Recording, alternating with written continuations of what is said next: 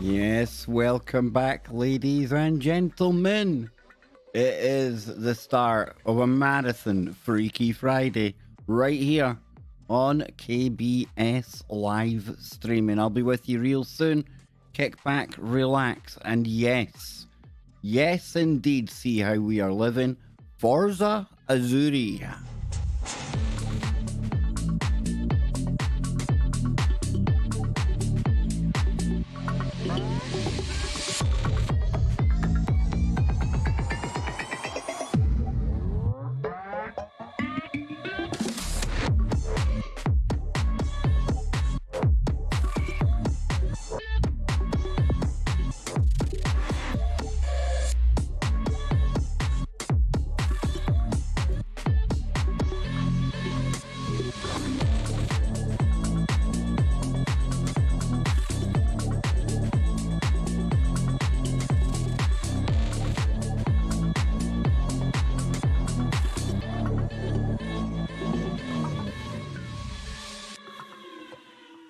Yes, we're back. We're live at last, I hear some of you saying.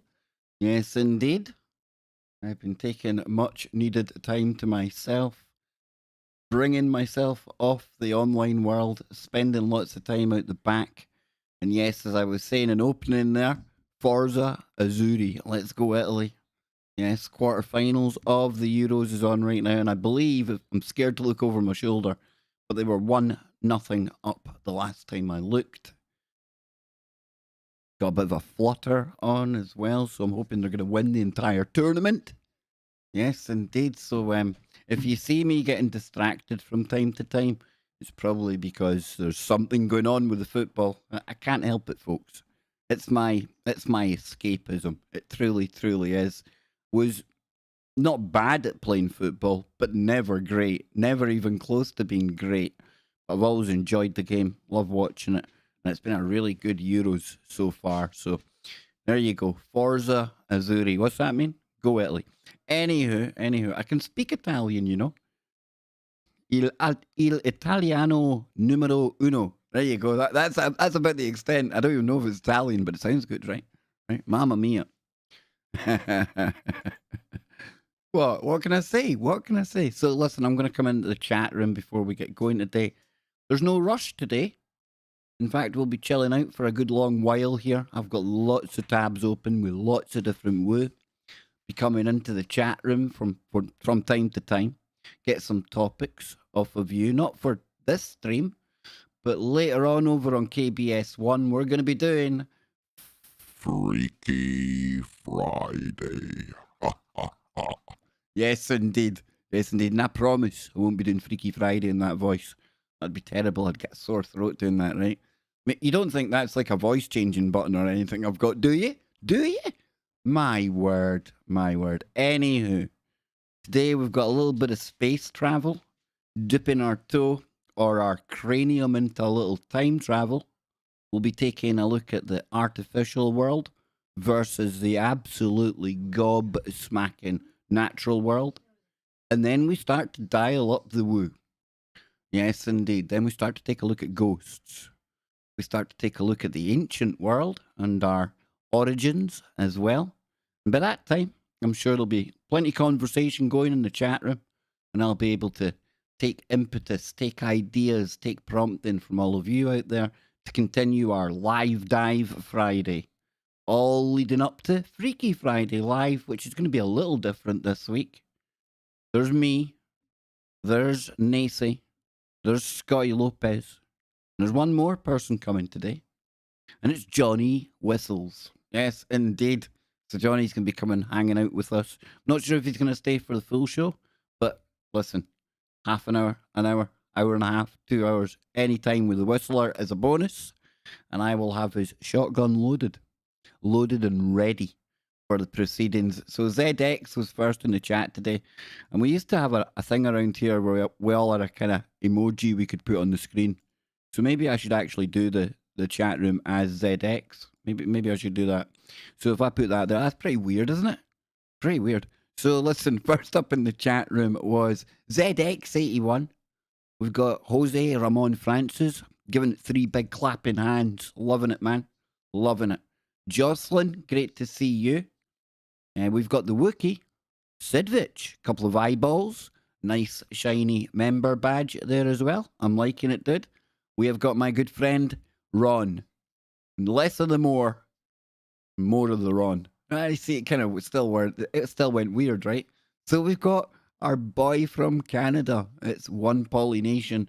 And yes, Polly, I think it's brilliant. At least there's a petition to stop one of these billionaires coming back from their not so space journey that they're going on. But we'll get into that in a moment. And I always joke about petitions, and I won't even do this under the guise of the Wookiee. Oh, well, hang on. Maybe if I find the face of the Wookiee. Listen, I always joke that if petitions worked, they would ban them. Rarely worth the paper they're written on, and even less effective when it's done in digital form. But hey, look, it's about the thought, it's about the idea, it's about the comedy aspect to it. Did you think I didn't have that on my bucket list?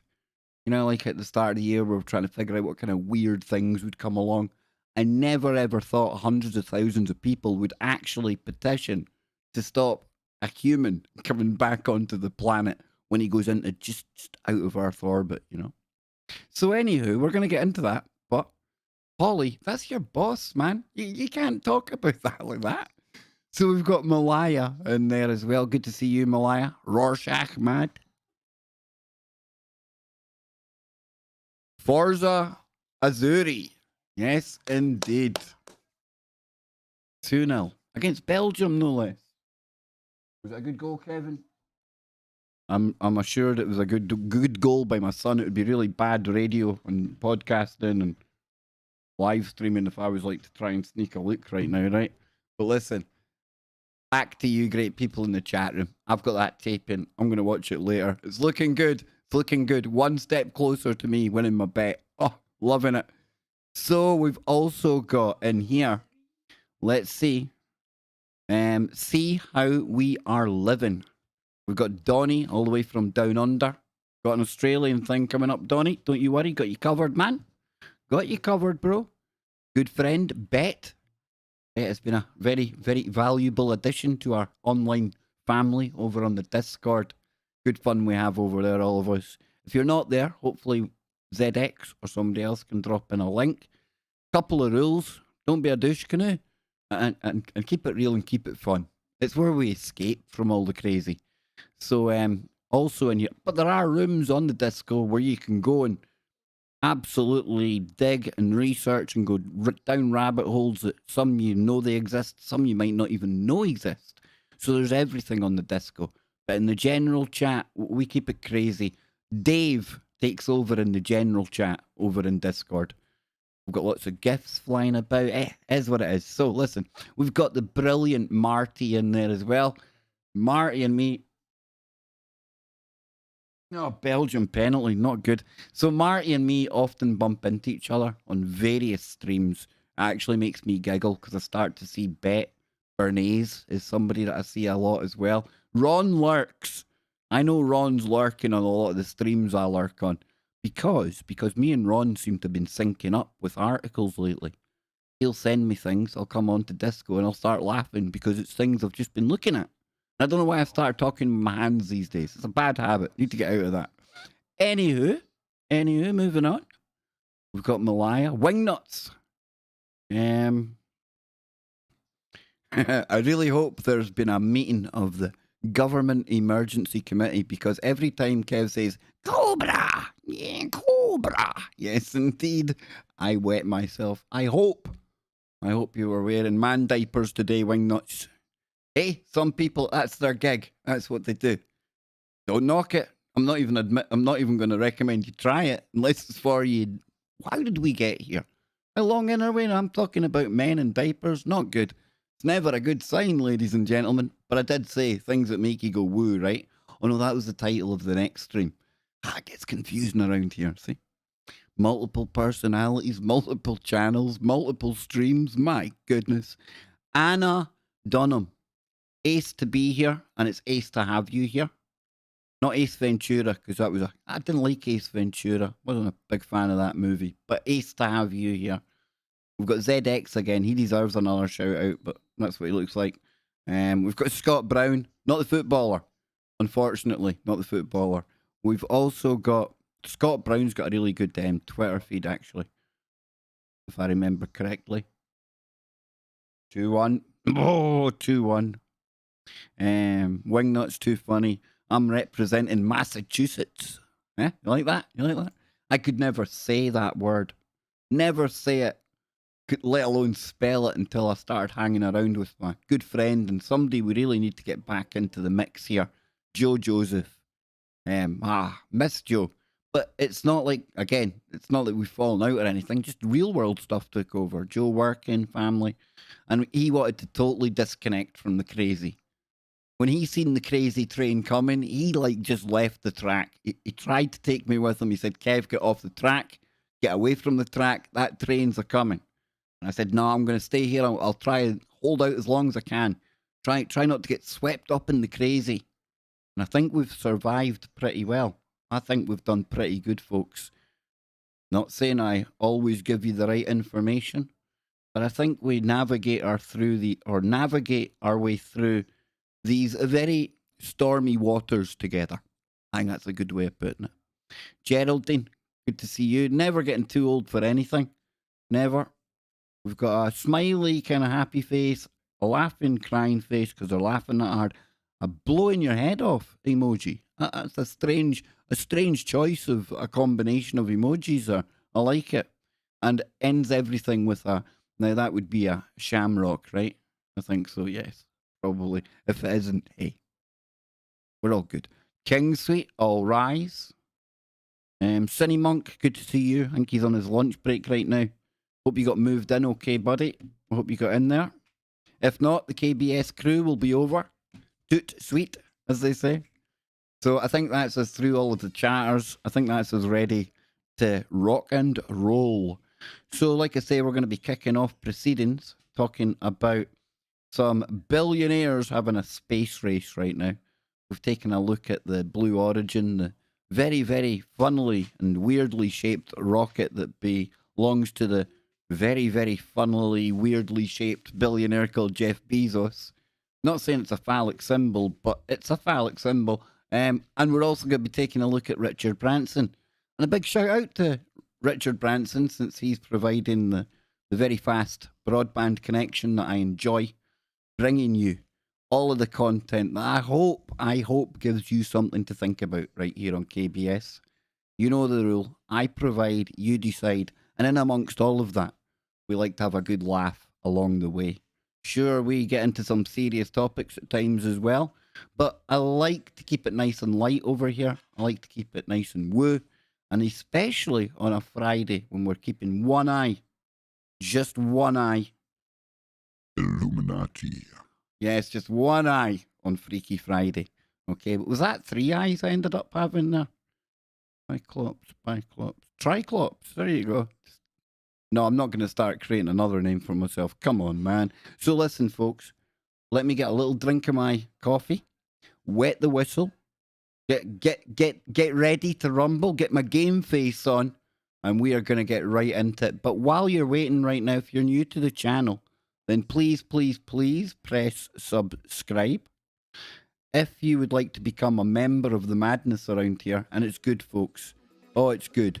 We have our Sundays only streaming. Zach comes with us. He makes those strange faces from time to time. And even Captain Obvious makes an appearance. All you got to do is press join. Hit like, hit share. And that is enough for me to know that you care. And I'll be back with you in 1 minute. Hold on tight. The deep dive, the long form KBS Friday is about to get underway.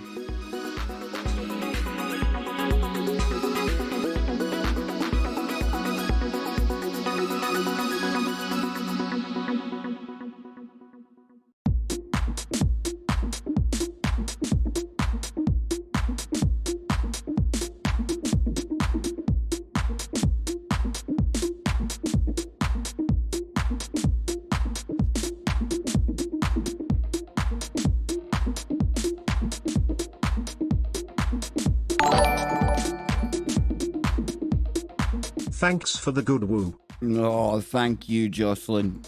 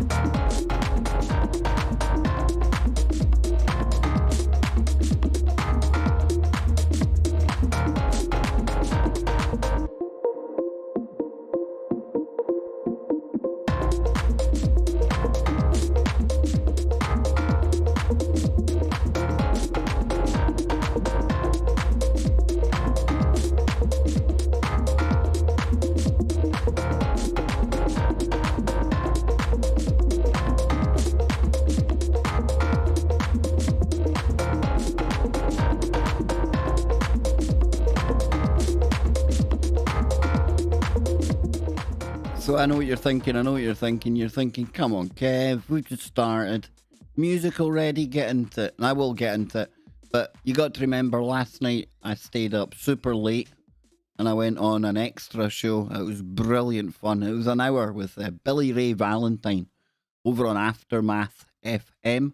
We had a rare blast. I love hanging out with Billy.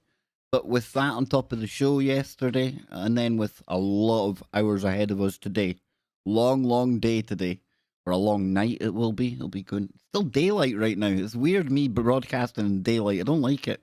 The woo deserves darkness, okay? But if I do take breaks in between every couple of stories, it's only so I'm maintaining the stamina, the focus that I need to, like a laser, cut through all of this woo and get the best info out there to you. And I seen somebody mentioning people like where did it go? Dang, guys, the chat room is flying today. It was all the UFO people, right? Where was it? It was King that had mentioned it, and now I've lost it. He was mentioning people like I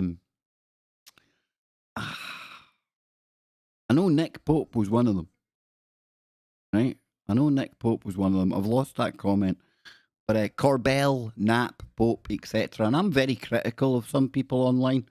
I need to kind of wind that back because in the end of the day, I don't even know what's right and what's wrong half the time. I'm learning all the time. And I'm certainly no better than anyone else. And when I share my opinion, like when I say somebody's blowing smoke up your tuchus, always remember that's just my opinion. And I don't ever try to force my opinions on anyone. So you could vehemently disagree with that, and I'm still going to love you. It's still okay.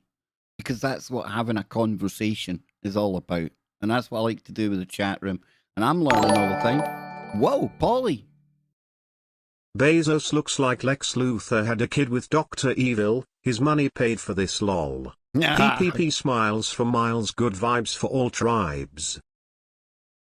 Literally, Polly. Literally paid for it, brother. I love it, dude. I love it. And listen, man, you're working like a Trojan. You're telling us how many hours you're putting in a week. I remember doing that hard slog, dude. Good on you, man. I hope you're enjoying it. As long as you're enjoying it, dude. That's the main thing about when you're working. I tend to find it's not the place, it's not the corporation, or anything else. It's the people around you, right? I think if you've got good people around you, you can even make the most monotonous, mind-numbing, crazy crap job great fun. Because of that camaraderie you can build up with your colleagues, and hopefully they become friends, you know.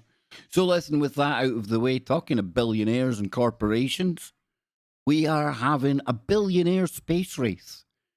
They say that history doesn't rhyme exactly, or I think it's me that says that, but there's little echoes.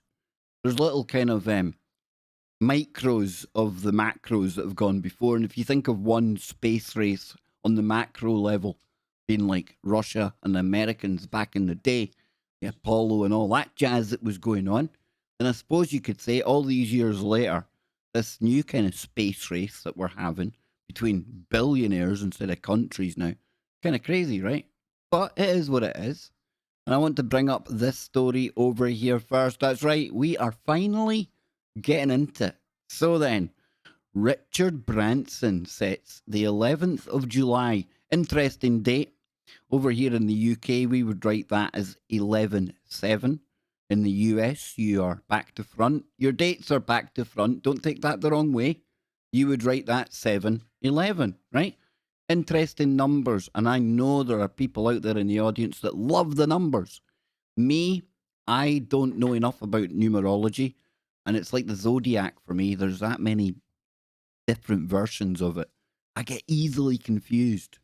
Remember, we're living in a world now where 2 and 2 equals 5. So numbers are something completely different than I ever remembered anyway. Indeed. So Branson is looking like he's going to be the one to win the race.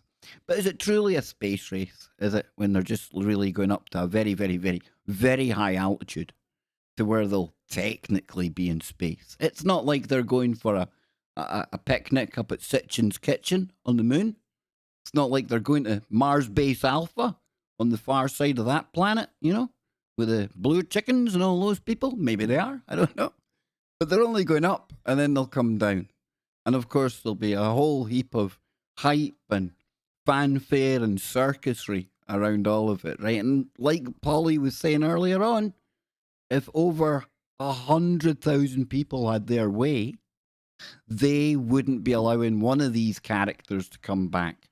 Now, for once, when it comes to billionaires in space, I'm not talking about Elon Musk, and I know it rubs up some people totally the wrong way. Wouldn't say it. This is the thing. It's a misconception that I'm a fanboy. I just like the guy. There's also things about Musk I don't like. Same as anyone. But he does get a different level of respect from me. I'll give you that much. But he's not involved here. Let's not talk about him just now, because Branson, look at him there.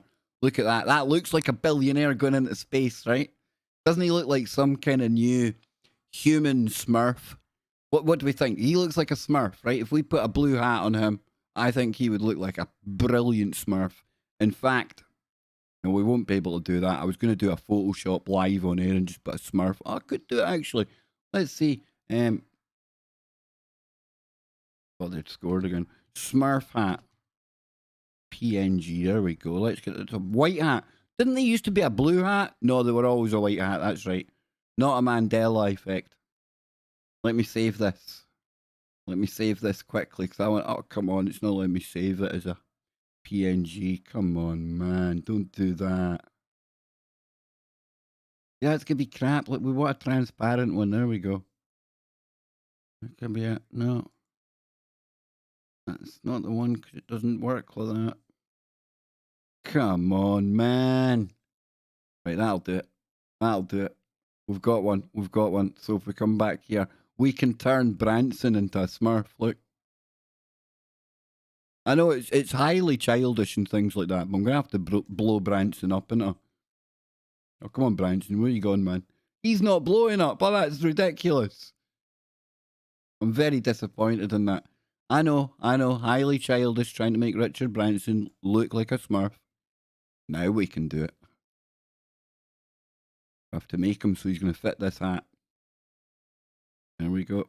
I told you the dude looks like a bloody Smurf. I wasn't even lying, see? There it is. Smurf head. I've got an eye for a Smurf, ladies and gentlemen. There you go. There is my rendition. On the fly, ladies and gents. You know, you don't get many live streamers doing this for you. Making your least favourite. Well, he's not your least favourite billionaire, right? And a lot of people probably in America don't even know who this character is. Richard Branson, you got to have a bit of respect for him. Because he started out selling records like a bootlegger out of his backyard, in his garage kind of thing. And bedroom, actually. Went from the backyard to a garage that he probably didn't have, and into his bedroom. Who knows? All I know is he's somebody that's worked his way up. Now, he's also Sir Richard Branson, which gives me pause for concern. And he owns an island in a really weird part of the world. That's all I'm going to say. But there's never been that kind of thing said about him, so don't go there. Don't go there, right? But anywho, Sir Richard Branson has named the date that he'll fly to the edge of space. And it'll be the 11th of July or very soon after. Now, I actually think it'd be a better idea if they just both set off together, right? And this guy, he kind of cheats anyway, because it doesn't have to get off a launch pad. It gets kind of launched off a jet. Crazy, right? He'll be a passenger in the back of the Unity rocket plane his Virgin Galactic company has been developing in the US for the better part of 2 decades. Now, you might remember there was a tragedy at one point where one of the test pilots actually lost their life. That's all been the research and development leading up to what we're looking at here.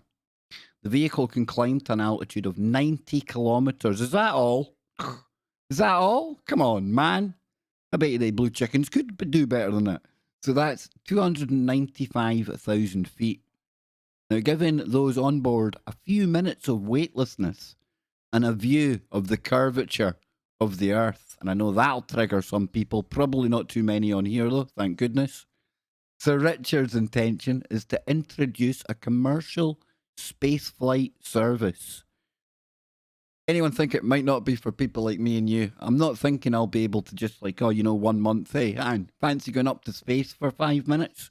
We'll join the 90-kilometer high club. Never going to happen, right? Never going to happen. So it says, Anne says it's probably more reasons it's not going to happen, let alone money. But some 600 individuals have already lodged deposits to take the ride. Would you? Would you, ladies and gentlemen? I'm going to actually set that up as a poll. Would you pay extreme amounts of money for a 10-minute joyride that is very close to being in space. I can pretty much predict that I am. Your question's too long. Oh. Joyride in space. There we go.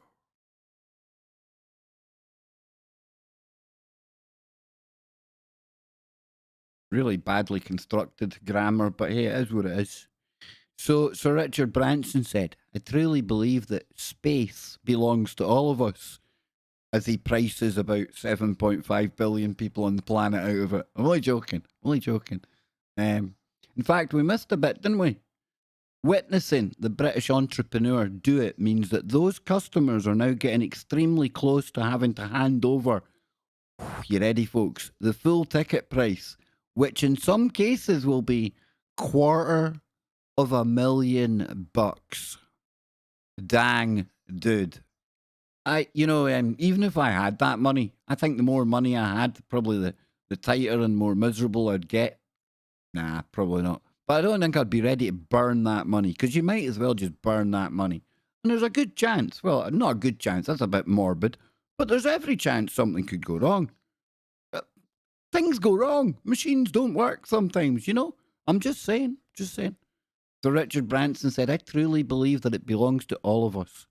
After 17 years of research, engineering, and innovation, the new commercial space industry is poised to open the universe, ladies and gentlemen, a capital U, to humankind. Yeah.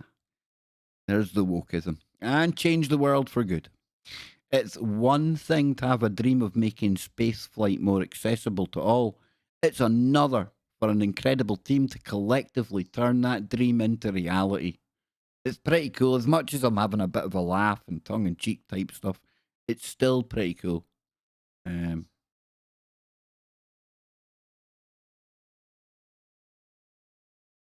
That poll still isn't posted, has it?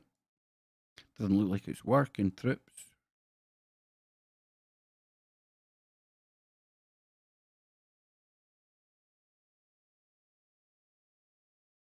There we go. There it is. Poll's live. Poll is live. Where did we get to? Did we change stories? No, there it is. There it is. So if we come down here, absolutely key to Virgin Galactic moving forward with its business was the granting last week of a commercial space flight license by the Federal Aviation Administration. Belongs to all of us, but it's looking like it's starting to get regulated early, right? Because you got to go and get your license before you do anything. Look, I'm being facetious. Obviously, you need to tell people if you're going to be blasting yourself into space. So Sunday, July the 11th, is the opening of what's termed a test flight or a flight window. No test flights anymore. No. We're moving up. We're going closer. The Galactic team will aim to make the ascent on that day. They make it sound like climbing Everest. What would you rather do? Take your chances here or go and be a crazy man and try and climb Everest? Scary stuff. But it could be, of course, delayed because of unfavourable weather conditions or perhaps a technical issue. Imagine you've paid 180 large to get onto that thing. Like, not this flight, but one of the future ones, and you're sitting there waiting in the departure lounge. And all of a sudden, you get the message, sorry, guys and girls, flight delayed. We found something wrong with the wiring.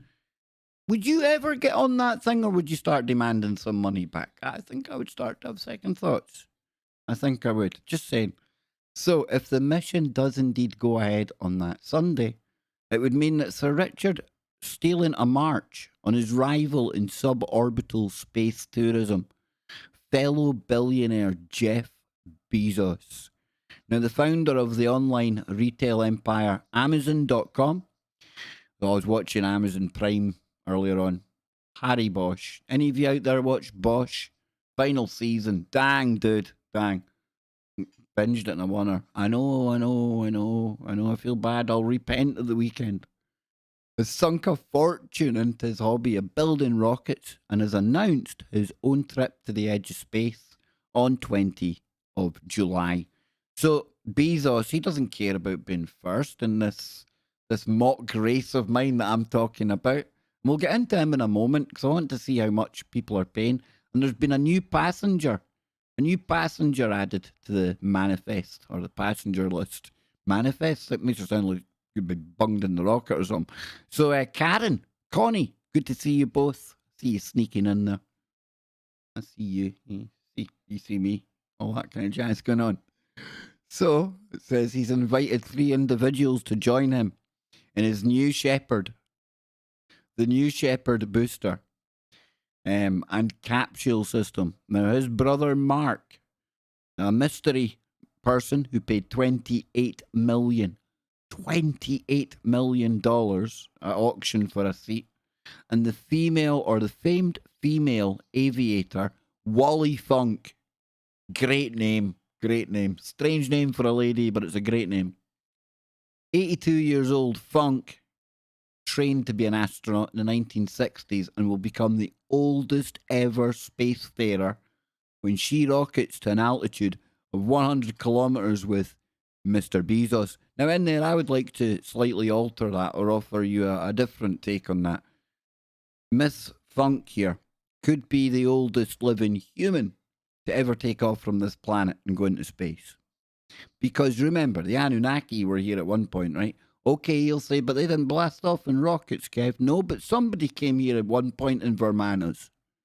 And if there was anyone a little older than this, and we know back in the day, people used to live lots of hundreds of years, right? How old was Noah? About 800 years old? I'm just saying. And I know there's people out there going, that Kev Baker, he's mad. Noah didn't fly a spaceship. Maybe he did, maybe he didn't. Who knows? Were you there? I don't know. I provide, you decide. You can laugh at me. It's all good. But if you're thinking of laughing at me, just wait till we see Mr. Bezos when he turns around a little bit. He's got a funny face.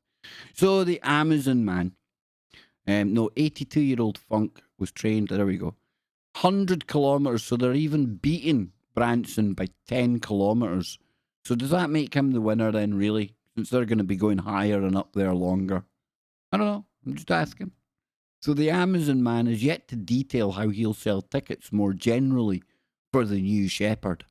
But this is his plan. It's a wonder it doesn't have the his in capital H there since he's the new Shepherd, you know. So Sir Richard has clearly moved his first flight up in response to Mr. Bezos naming the date for his inaugural mission. The original schedule for the next Unity flight called for 4 Virgin Galactic employees to ride as passengers to test the cabin experience for future tourists.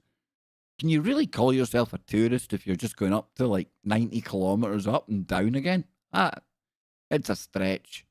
Only after that outing was Sir Richard supposed to strap himself in. But you see, he was watching the stream where I said, like, I've got a wee bit of respect for your man Bezos there. At least he's strapping himself to his own rocket. I think Branson must have been listening to KBS. I'm telling you. I'm only joking, ladies. And I don't think for one second Richard Branson even probably has strung the letters KBS together at any time. So, it goes on to say, he'll be one of the 4 testers alongside Beth Moses, Galactic's chief astronaut instructor, Colin Bennett, lead operations engineer, and Sirisha Bandla, vice president of government affairs. What are they doing up there? Are they going to liaise with those our space friends? I'm only joking. Stop it. The 2 pilots up front will be Dave Mackay, good Scottish name there, and Michael Masucci. Space tourism is a sector being rekindled after a decade's hiatus. Now, I'm not going to go through all of that. Well, there's the really funnily shaped new Shepherd. Not the way I ever pictured a Shepherd, or I don't know. Maybe it's just my very, very gutter mind that makes that look very, very dodgy. But listen, there's something else I want to talk about space. And we're talking about billionaires here going up there. You know, you think of all of the asteroids and the potential for in the next couple of years when we really get into being able to get up there and start mining things. You know, we're already looking at projects where they'll be taking asteroids and putting them into the orbit of the planet so that they can test out some of these things. And there's been a company out there for absolutely years now called Planetary Resources. And their whole business plan is to get up into space and start mining.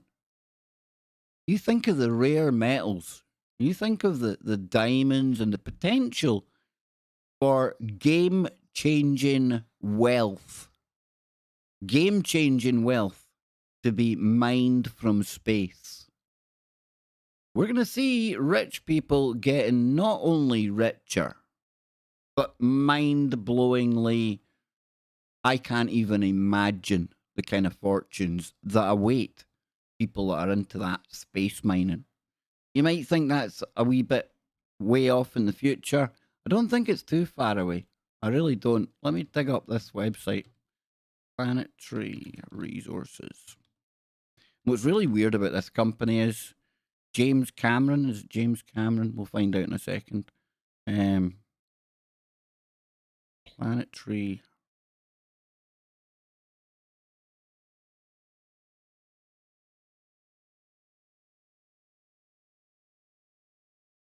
Okay, so let's see.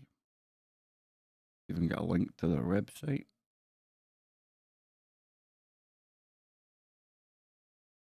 Wow. Guess what, folks? They've gone. So let me show you this story here. You see? Even I learn things all the time. This comes from 2019, November 4th, 2019, before the world changed, right? 1 year after Planetary Resources faded into history, space mining retains its appeal. So they actually went bust. They went bust back in 2018. That's good to know because I've brought them up today because I still thought they were a thing. And now I'm finding out they're gone. But I bet you it isn't NASA. Asteroid orbit. I think they're going to do that, right? Asteroid mining.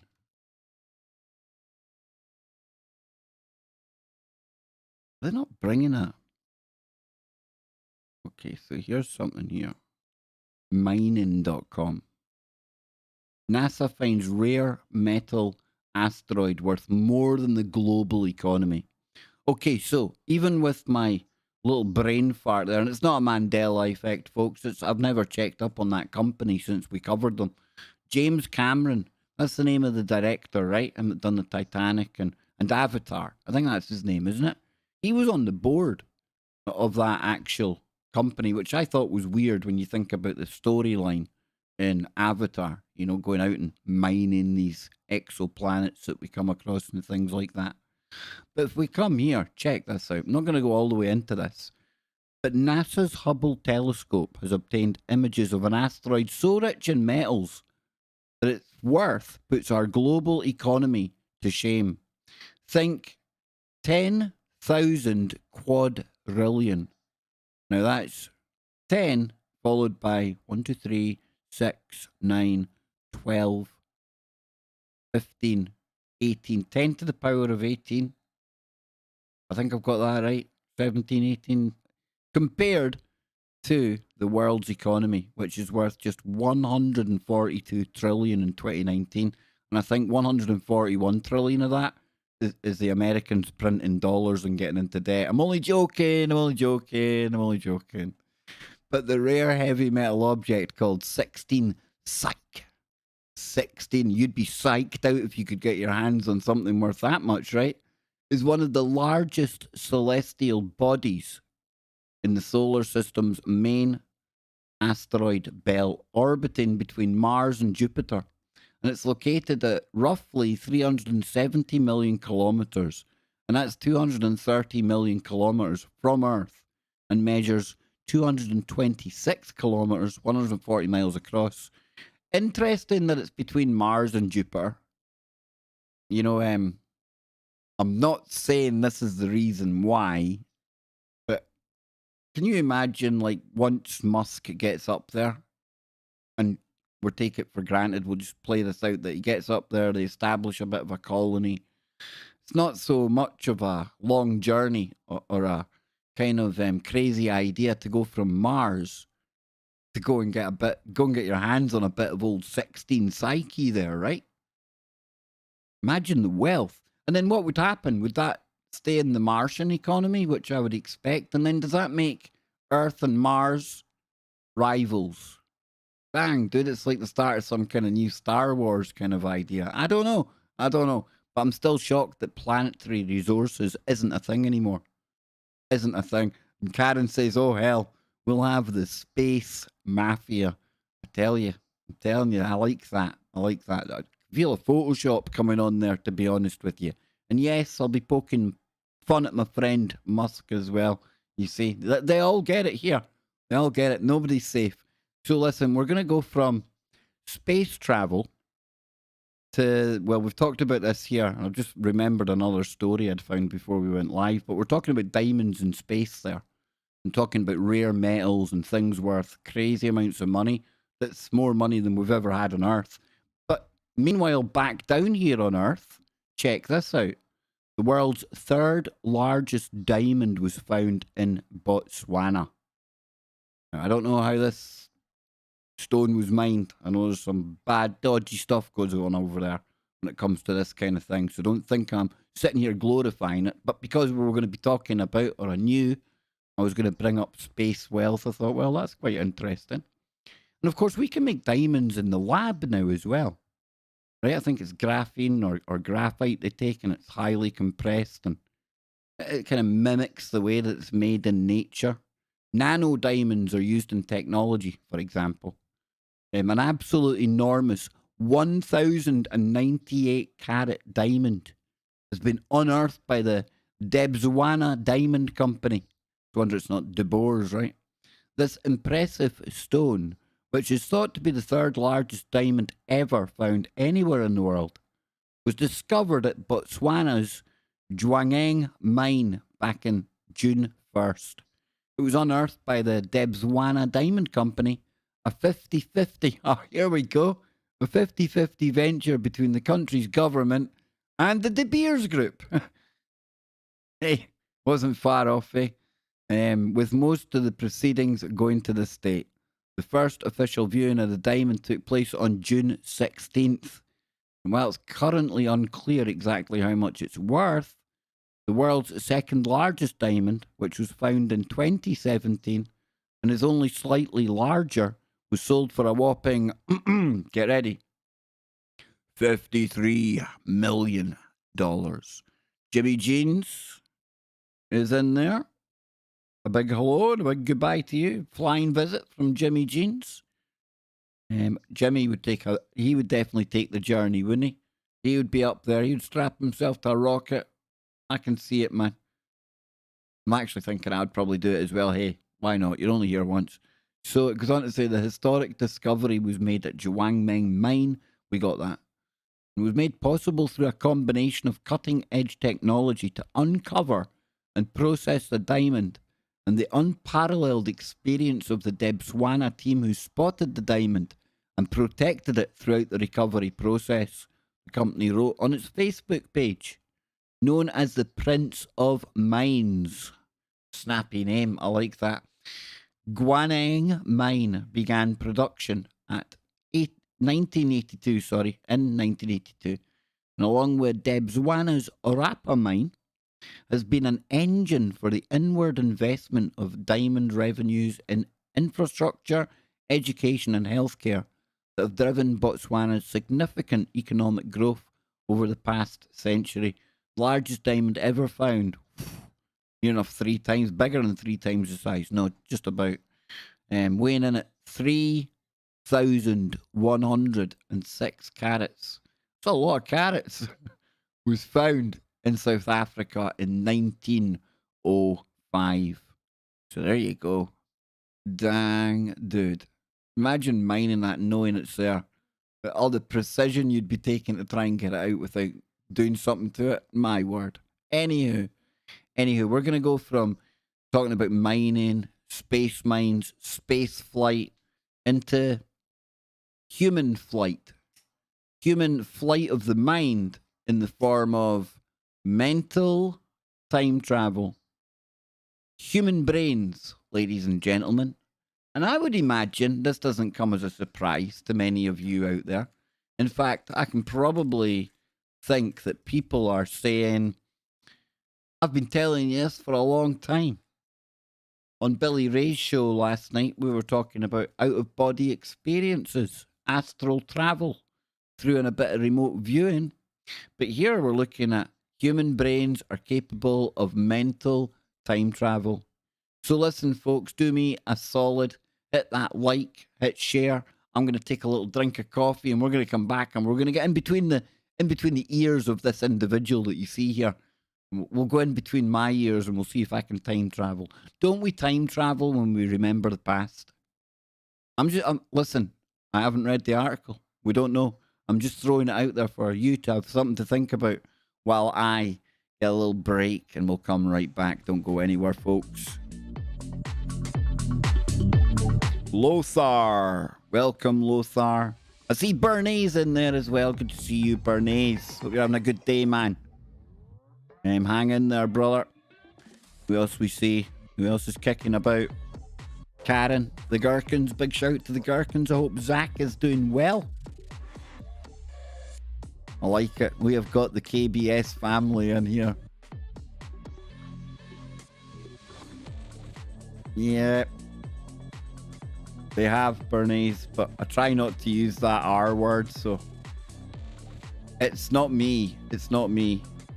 The mods will tell you. You have Google mods kicking about in chat rooms these days. It's not good. Not good. But we love YouTube around here, right? Mic drop.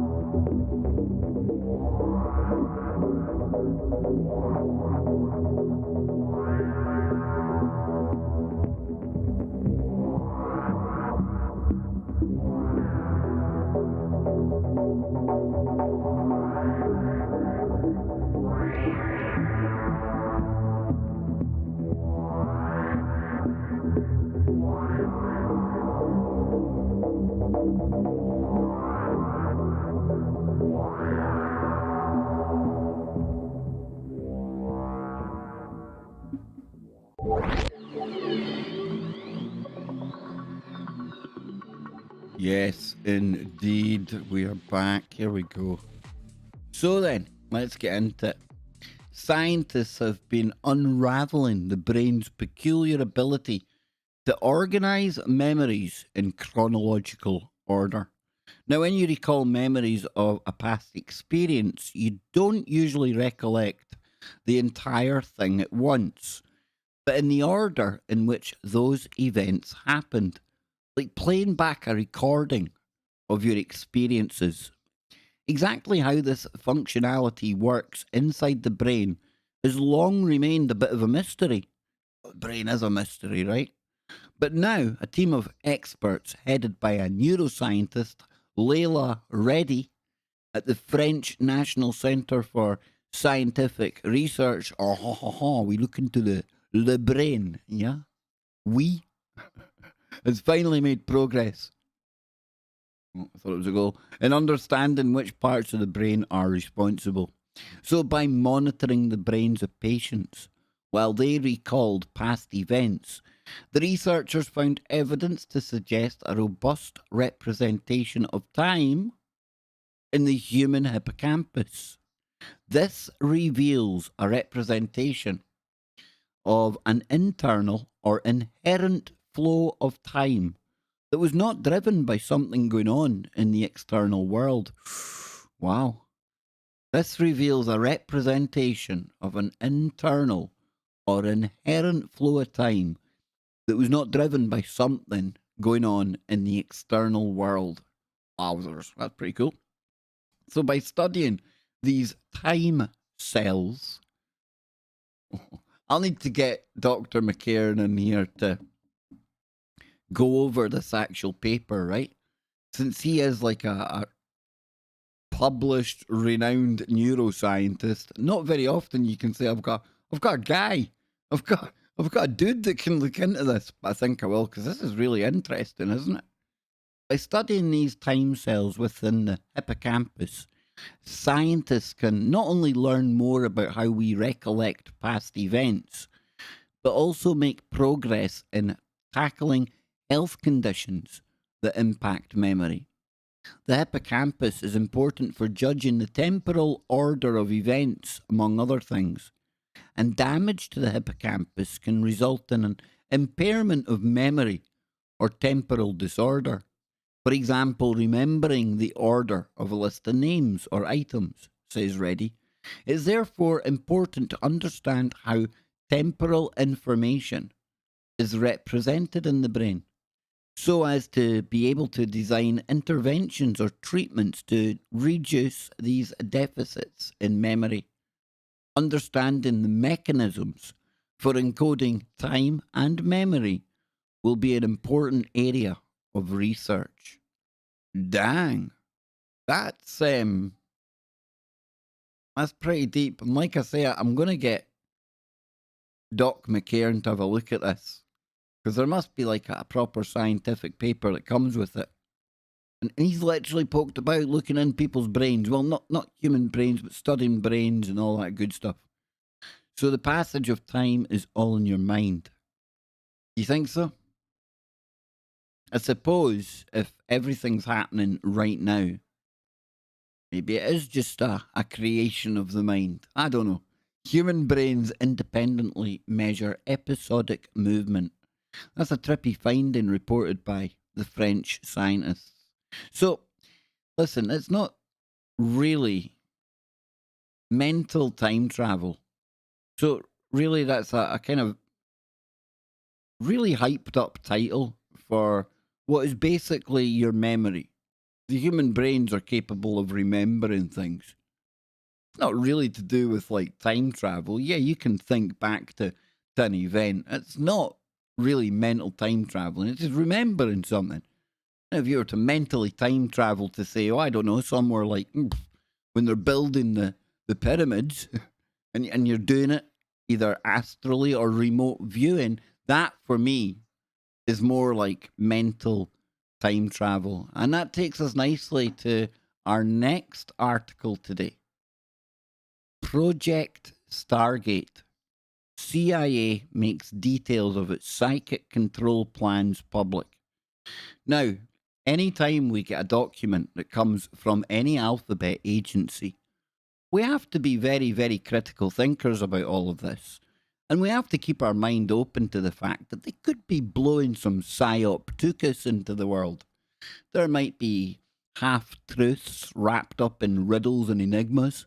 There might be lots of crap in it just to put it out there to the public. We've only got to be on our toes and be aware that just because it's ticking our confirmations or confirming our biases, because I would imagine a lot of people, we're all very, very into the whole remote viewing, psychic spying, all that kind of stuff, right? And I think it is real.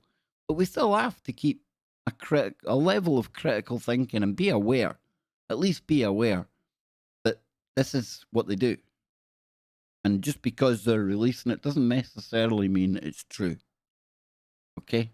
So with that said, and again, it's like 101 stuff. And I don't think Like, if I sound like I'm talking down to people by saying 101 type stuff like that, it's only because my hope is always that we get somebody new, just even one person new, somebody who's just having their aha moments, and somehow they stumble into this. And then, we're offering somebody something they hadn't thought before. And I think it's always good to be on your toes, especially in the info war, right? And boy, oh boy, are we in an info war? But hey, we have fun around here. We tackle it head on with laughter. So the CIA has revealed its details of Project Stargate mission to develop psychic abilities for the first time. The revelations come. This is old. This is not new, guys. This comes from 2017. In case anyone out there is saying, Kev, this is old news.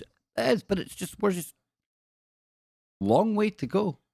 We're on a journey. We're on a journey through the tabs right now. There's still loads of tabs. Don't worry.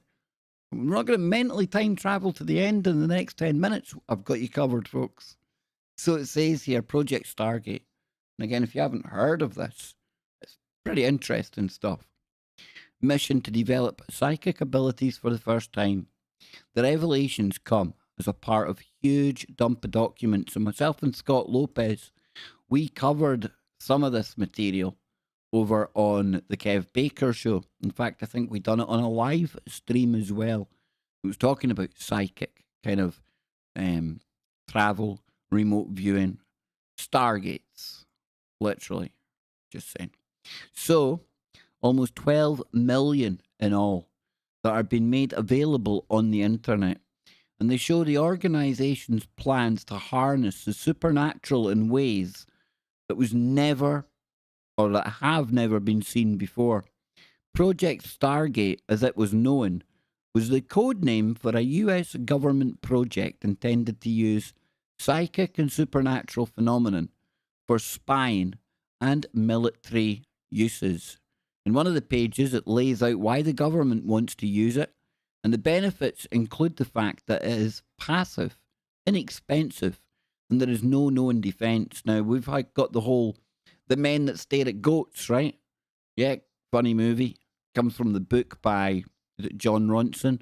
But that's based on the actual units that were doing this kind of thing in the military. Is it Major Stubblebine? Was that the name of the dude? I think Yuri Geller comes up in this actual article, the spoon bender, the Mossad spoon bender. He comes into this. And think about it. If even there's a remote chance, pardon the pun, that this stuff is real, and I firmly believe it is, firmly do, then that's why you would find the military trying to weaponize something like this. Imagine it. You don't have to put anyone behind enemy lines. You don't have to worry about their cover being blown. You don't have to worry about the logistics of getting people in and out to spy. You just literally can do it from your own base. Undetectable. Or maybe they have detectors. Do you think that goes on? Oh, aye, Yuri Geller, but he was still in Mossad. You can never take away the fact he was a spook. And I think that a lot of the time that gets kind of missed about here. And like I say, ZX, you send out Yuri Geller bending spoons and making it into a kind of circus, and as, I can make Scotland beat England and all this stuff on the telly. And I bet you that has an effect of making people think the whole remote viewing and the whole psychic side or spiritual side of warfare is kind of, it's all Yuri Geller, right? That's how I view it. From one way. There's various ways of looking at all this information, but Geller is definitely, he's no Houdini. Or maybe he was, who knows. So it goes on to say down here, the papers show how the organisation was looking to harness those powers to spy on people, to make changes to important objects, and all that would be done by operatives far from the people and things that were actually being affected. So the document defines a number of key terms used by those within the project. Psychoenergetics, for examples, describes a mental process where a person can perceive, communicate, or change characteristics of something or someone that is separate from the person in space and time. And when you think about this kind of thing, you have to start thinking about when we talk about the Bush telegraph, stuff like that, right? Where we have this almost telepathic ability to communicate. Some people do. Talked about this with Billy Ray last night as well. We agree that probably all brains can do it, but whether or not you are able to quieten the brain, do what needs to be done, and actually be able to achieve it, being able to do something and being able to achieve it, actually go on and do it, that's a different thing, right? And I think some people most definitely do, but I'm going to pause here. I'm going to pause here, and I want to see what people think in the chat room then. Do we think, or do you out there in the chat room, do you think that a lot of this is misinformation, disinformation, and the stuff that's in the public, all kind of a distraction for real kind of psychic warfare stuff that they've got going on in the background, DARPA maybe over the years, or do you buy that the whole kind of the lore around the men that stare at goats, the Gellers, that kind of thing? Where do people lie on this? Do you think it's, make it as easy as this, is it real or is it bunk? Number one for it's real, number two for it's bunk. Yep. The CIA has documents on there. Wizards changing our reality. All things we are quantum computers. Exactly. But see when they start talking about things and they throw in words like wizards and make it really kind of tempting for us information analysts, like a buzzword like a wizard. Everyone in the alternative community, alternative thinking, digging down rabbit holes, conspiratorial mindset, everyone's going to latch onto a word like wizards, aren't we? And do we think they would put wizards? I'm not sure. I just think it was a good example. So I'm a deep remote viewing fan. Yeah, Z-Troy, me too. Ed Dames. In fact, I'll pull up this over here. How about we go and take a look at the Farsight Institute?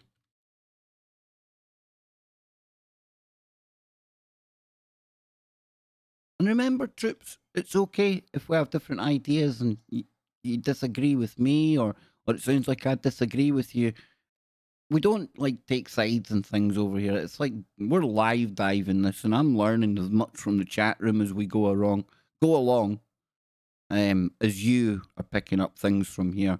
So if we come over to the Farsight Institute, here we go. We have got all of this here. In fact, we should probably go to them on farsight.org. That's their website. The reptilians, here and now. But they've actually got a YouTube channel. Probably better to look at that. I'm coming into the chat room to see what people are saying in a moment too. Farsight Institute, there we go. Subbed up to the max. Not watched many of their. Let's have a look at this. It's a couple of weeks old. Fair use, please. Fair use, Farsight Institute, please. Hi, everyone. As you know, Farsight has been reporting on how Earth has long been used as a galactic prison. This is not a metaphor. It is a real thing. And it is happening right now, just as it has happened in the past, going back thousands of years. As we reported in our Death Traps project, there is an amnesia system that traps people after they die, and then exposes them to extremely high-powered electrical shocks such that their normal abilities to communicate telepathically, remote view, and especially to remember who they were in past lives is severely compromised. Wow. Let's listen to that again, because there was a lot packed in there, right? Let's listen to that again. And again, please. Is it Courtney Brown? Please don't strike me, dude. Like, I'm with you, man. I'm a sub. I'm a member. I like your channel. I'm into it. I'm not criticizing you, but I would like for us to discuss what he just said there. Let's take a listen. Let's make sure I've got it on normal speed this time. Let's see. Reporting on how Earth has long been used as a galactic prison. This is not a metaphor. It is a real thing, and it is happening right now, just as it has happened in the past, going back thousands of years. As we reported in our Death Traps project, There is an amnesia system that traps people after they die, and then exposes them to extremely high-powered electrical shocks such that their normal abilities to communicate telepathically, remote view, and especially to remember who they were in past lives is severely compromised. Okay. So, break it down. We reincarnate in this model that Courtney just gave us there. And our memories are wiped. And we lose our abilities to do what appear to be magical things when they use electromagnetic fields or the electromagnetic field around the planet, thing like that.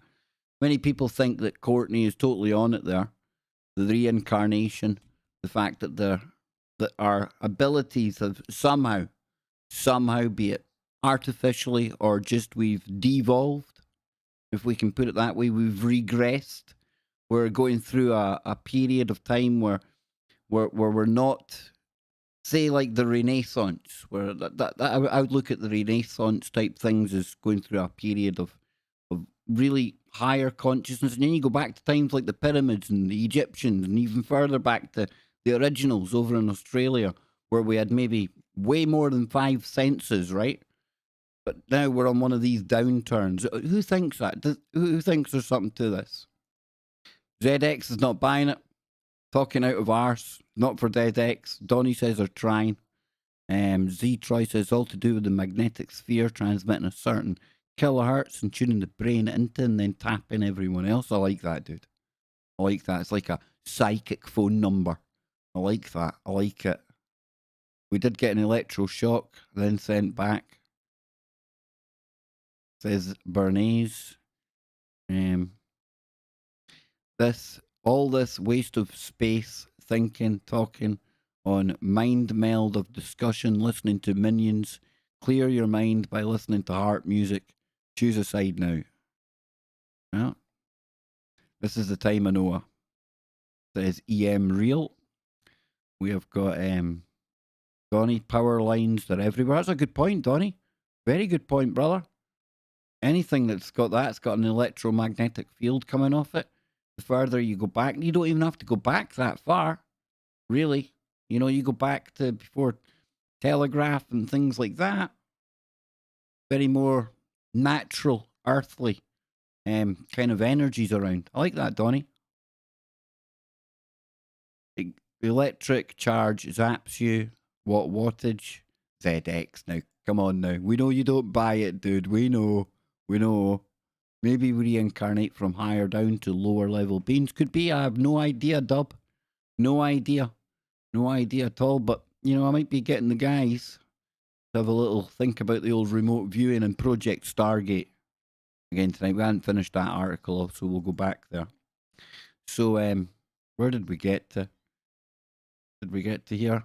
The CIA's files suggest, well, hang on, psychogenics, for example, describes a mental process where a person can perceive, communicate, or change characteristics of something or someone that is separate from the person in space and time.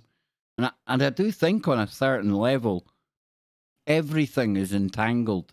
Everything is entangled. It's just a thought. Not telling you to go with me, but it's a thought. And if everything is entangled, then in my crazy, messed up, really low IQ brain, then I think maybe this whole thing, like Z-Troy said, if you've just got the right number, if you know how to tap into the right place, the right time, and how to do it, I don't know. It also describes things such as remote viewing, where people can see things in another place, telekinesis, where someone can move an object that they're not actually touching.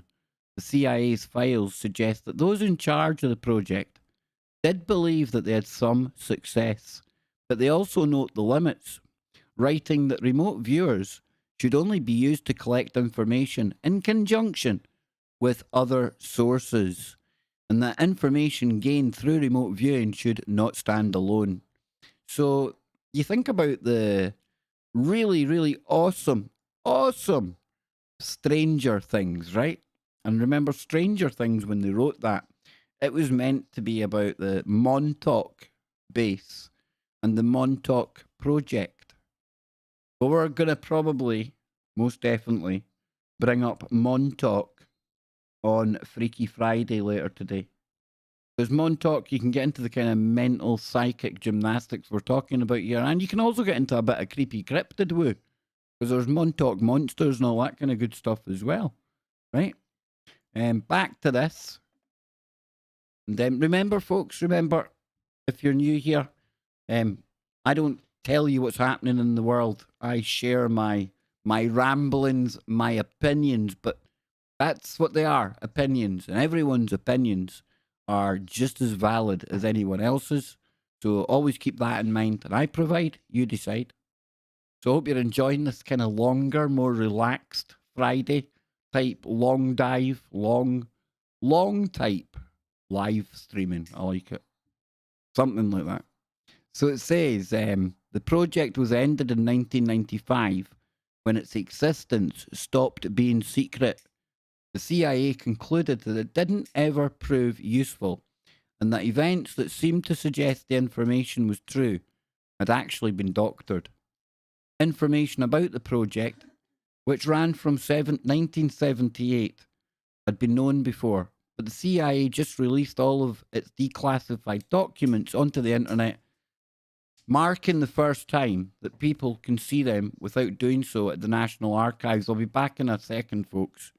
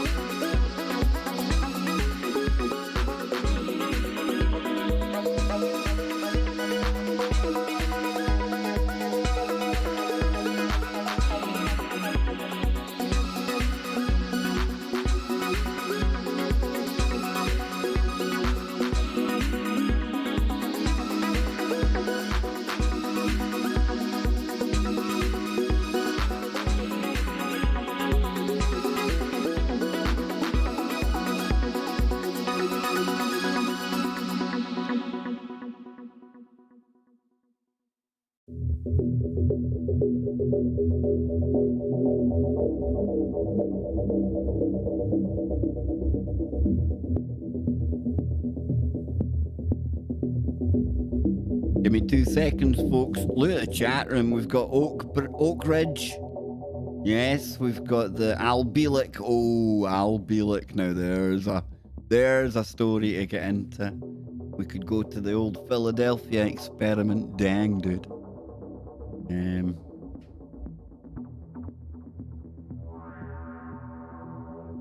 Donnie's not trusting it. He's not trusting anything. Not trusting the plan. Good, Donnie. Like to hear.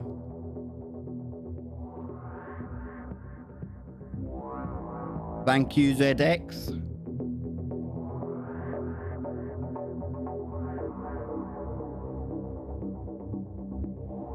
Are we sure it ended? Absolutely not, Karen. Absolutely not. In my humble opinion.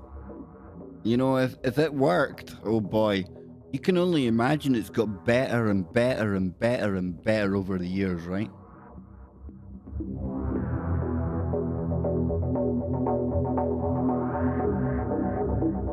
How would you even get to proving that though, right? Well, it's like hypothetical situation. You know, they target somebody in a foreign country or in your country, and one of these psychic ninjas goes in there and does something really, really nefarious, and something bad happens to the individual they target. How would you even go about starting to prove any of that? Oh, what? You know, you see what I'm saying? And I do believe that spiritual warfare is a thing. So if spiritual warfare is a thing, and remember, you know, we're made in the Creator's image, and we are pretty magical when you think about it. Who's to say? Who's to say we don't have all of these kind of powers if we just knew how to use them? And I don't know if you could go full psychic ninja on somebody. There's surely got to be some kind of universal karma comes your way if you go down that road. But the use of the bush telegraph, as we talk about, and when we're talking about the bush telegraph, I think it's only fitting, ladies and gentlemen, to have a little bit of didgeridoo in the background. And that's really loud, that didge. There we go. We get it on there. No, there we go. But that level do. How's that? How do we know? Is that the kind of vibration? Can we get to a certain frequency where we're more prone to being able to send out the signal, beam it out the old third eye, pineal gland? I know I sound like a new agey dude. I know I sound new agey. But hey, maybe they want people to call things new agey because within the new agey type stuff, there's stuff in there that they don't want you talking about. Can you imagine if we did suss out all of these psychic, telepathic kind of powers and things like that? You know, you start to look at how they built the pyramid and things. We often say, wow, it wasn't the way they told us, right? But how many of us open our mind to the fact that we might have had individuals that had harnessed these kind of powers where you could levitate things a lot more easily than, say, lifting them by our current standards of machinery and technology and thinking. We never go out there, right? Or maybe we do. I would imagine a lot of you people are way ahead of the curve on me on this one. And I know half the time it sounds like I'm very new coming to all of this and it's all aha moments, but you got to appreciate with the amount of information that I see over the years, 1,500 plus shows, day after day, show after show, I've probably forgotten more than I remember at this point, despite the fact we had a story about mental time travel earlier on that claimed we could remember everything in perfect order and baloney like time cells in the brain and all that, right? That kind of thing. Donnie, elders. Think of the elders. Were they able to do all of this? I think so. And I think a lot of the stories, a lot of the oral traditions, you know, they talk about the kind of song lines and things like that over in Australia and the ley lines that we talk about all around the world. Are these parts of the planet, do they make it more conducive? The frequency, the energy is just right for us to be lighting up and straight through the forehead. I know, I throw all these things out there and I hope something sticks to the wall for one of you. But I provide, you decide, and we're going to move on. We're going to move on. We've got more to look at here. So if we come over here, this is where we go from the natural, the kind of like what we can do abilities into our potential replacements. Yes, I don't say that lightly, ladies and gentlemen. The robots are here to take over, and Boston Dynamics have made another creepy video. Another creepy video. Here we go. I'll probably get turned into music in this because it'll be copyrighted, but in fact, if I put that music on, look.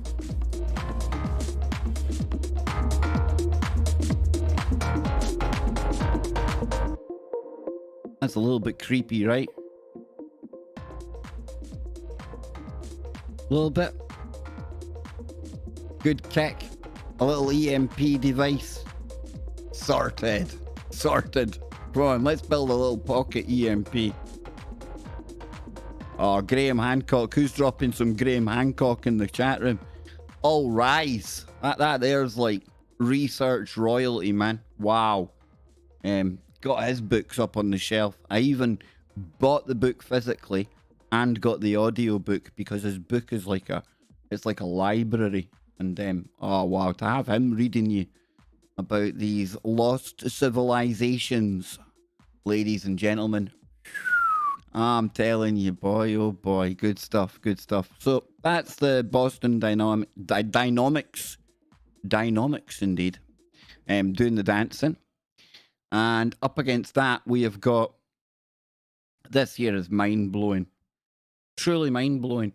We're looking at the robots there, and I joke about our future replacements and things like that.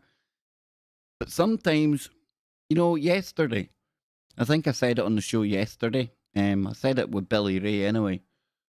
But yes, I was sitting out the back, just chilling in the sun, and I'm looking around, and I'm really, really for once taking it all in.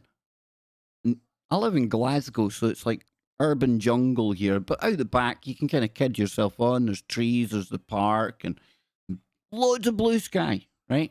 And I'm looking at the clouds. And I'm looking at the light coming out from the clouds. And I might even have the picture here that I posted yesterday. Probably not. No, I don't have it on to hand. But I posted it on Facebook, and it was just like the sun behind the clouds and the ray effect. Like, we've all seen it before. It's the kind of thing you draw when you're kind of young as well, you know, big sun rays coming out. And I'm thinking, wow, this planet is like, it's amazing. For all of the crazy that we bring to it, there's still so many wonders that we can appreciate every minute of every day.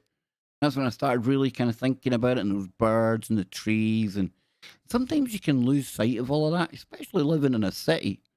And then you think about the world, like the bigger natural world. We've taken a look at some of the things that live in the oceans before, and I've often offered you the idea that that in itself's like an alien world, right? You get down, the deeper you go, the weirder the life looks. But came across a thing today, and I'd heard about this before, but never really kind of took it in. And this was like, wow. This was along the same lines. In fact, I think I might have shared this yesterday. Maybe.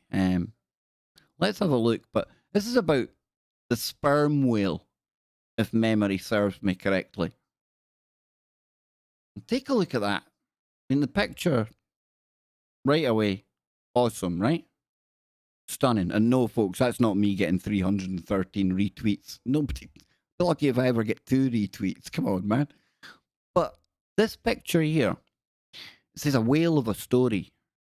When a sperm whale needs a nap, they take a deep breath, dive down about 45 feet, and arrange themselves into perfectly level vertical patterns. They sleep still for up to 2 hours at a time between breaths in pods of 5 or 6 whales for protection. That is just, nah, that's just, I don't know, it's just amazing, right? But maybe it is just me, I don't know. Says the pic above, no one captured a really good photograph of it in the wild until 2017. French photographer Stéphane Granzotto, we're always getting into French people here, Johnny, don't, was documenting sperm whales in the Mediterranean for his book on the creatures when they came across these sleeping whales. And this is pretty crazy here, and I'm not sure because I've not checked it, okay? But fun fact, for the average sleeping sperm whale, 16 meters, the pressure differential between head and tail is greater than what you'd experience stepping out of the International Space Station into the vacuum of space. Water is dense. 160, it's pressure. I'm no good with pressures or this kind of thing. But that's a kind of crazy, that's a mind-blowing fact, isn't it? And then you look at them just sitting there like that. Just, wow. Stunning. Karen, you know, sometimes I worry. I'll let you into a secret. Sometimes when I come across these things that kind of leave me breathless, and it's like stuff like this, I think, well, would anyone else really be interested in this? But I suppose when you look at this, yes, people are interested in this. I think it's good to remind ourselves that no, we're not the only thing on this planet, and I don't even think we're the best on this planet. Far from it. You know, you look at something like that, and that's got to be gobsmacking. I think. Maybe that's just me, but we'll see. Yes, awesome. I knew you people would like it. Bingus. Big shout out to Bingus. Bingus, I think you can drop a link to your website, brother. I absolutely encourage you to do that, sir. And we're going to hook up, hopefully sometime. I'll get our mutual friend to get in touch, and we'll get you onto the Kev Baker show, because we were talking about time cells and things like that earlier on. But our good friend Bingus PPP, ladies and gentlemen, for all your medical PPP needs. I've heard a little birdie telling me that we could talk about God cells, the advantages and the very good stuff that comes from the PPP. So I think we'll line that up in the very near future. Through our mutual friend, I would very much like to have a conversation with Bingus, and I've recommended you all join his channel before. Let me write it down here. We'll go and take a look at it again in a moment. I'll drop the link. Let's see. We'll head over there now. But yeah, definitely awesome. We go, and I remember last time we had to look for the channel and then scroll down, right? Have they moved your channel, dude? Have they? There we go. There we go. Come on, folks. 20,000 subs. We want more. We want more, folks. We want more.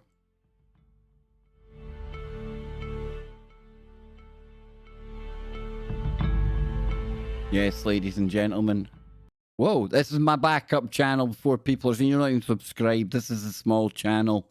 I'm subscribed on the bigger one. So now you got 2 subscriptions off me. There you go, dude. There you go. Yep. Hats off, sir. Hats off. Very, very, very big shout out to you. I hope you're having a really, really blessed day, brother. Thank you, Bingus, for everything that you're doing for people out there in the community. Big up, sir. Big up.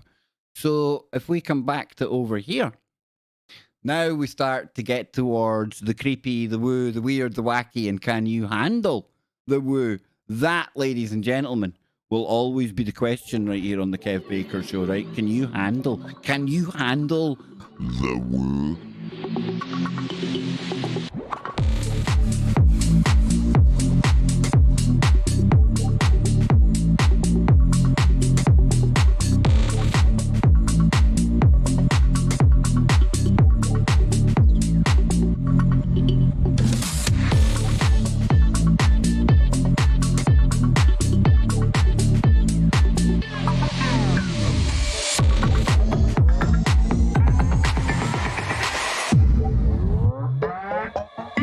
Mic drop.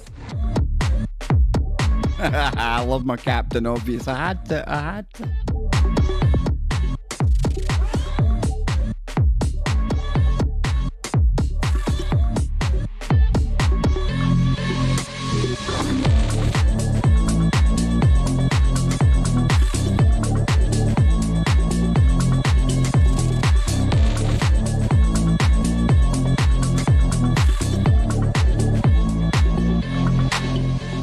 You know, in reality, today's stream is brought to you by Bingus, ladies and gentlemen. Think about it.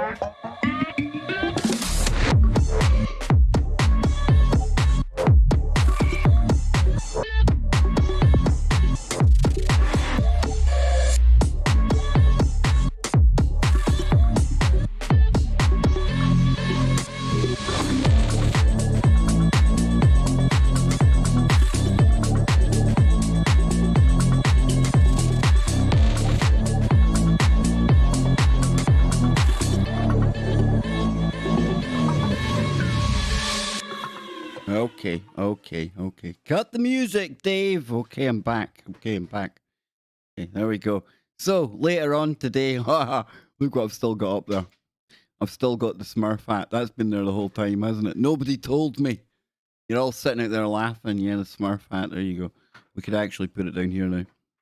But things that make you go woo, ladies and gentlemen, will be starting in 111 minutes. You couldn't make that up.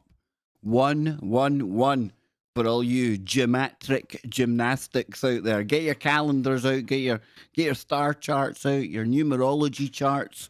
Third time lucky wasn't too bad, right? But we're going all the way back now to start warming up the woo. And it leaves me just one thing to ask before we go there, ladies and gents. Can you handle the woo?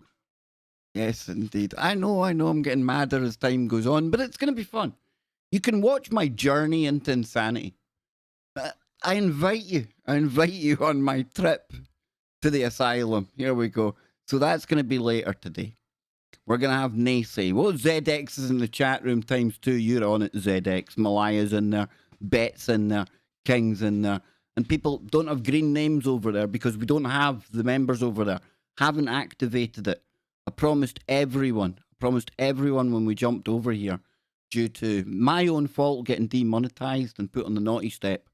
We came from the big channel to the wee channel, and we started building up members here on KBS live streaming. I always promised you this would be our like home base. This would be our safe space, our trigger warning safe space. It's a safe space with a difference, because I do tend to rub people up the wrong way from time to time. Even when we don't try to. Even when we're going into these really, really finely procured non-triggery topics, it still has a way of sometimes annoying people. Okay?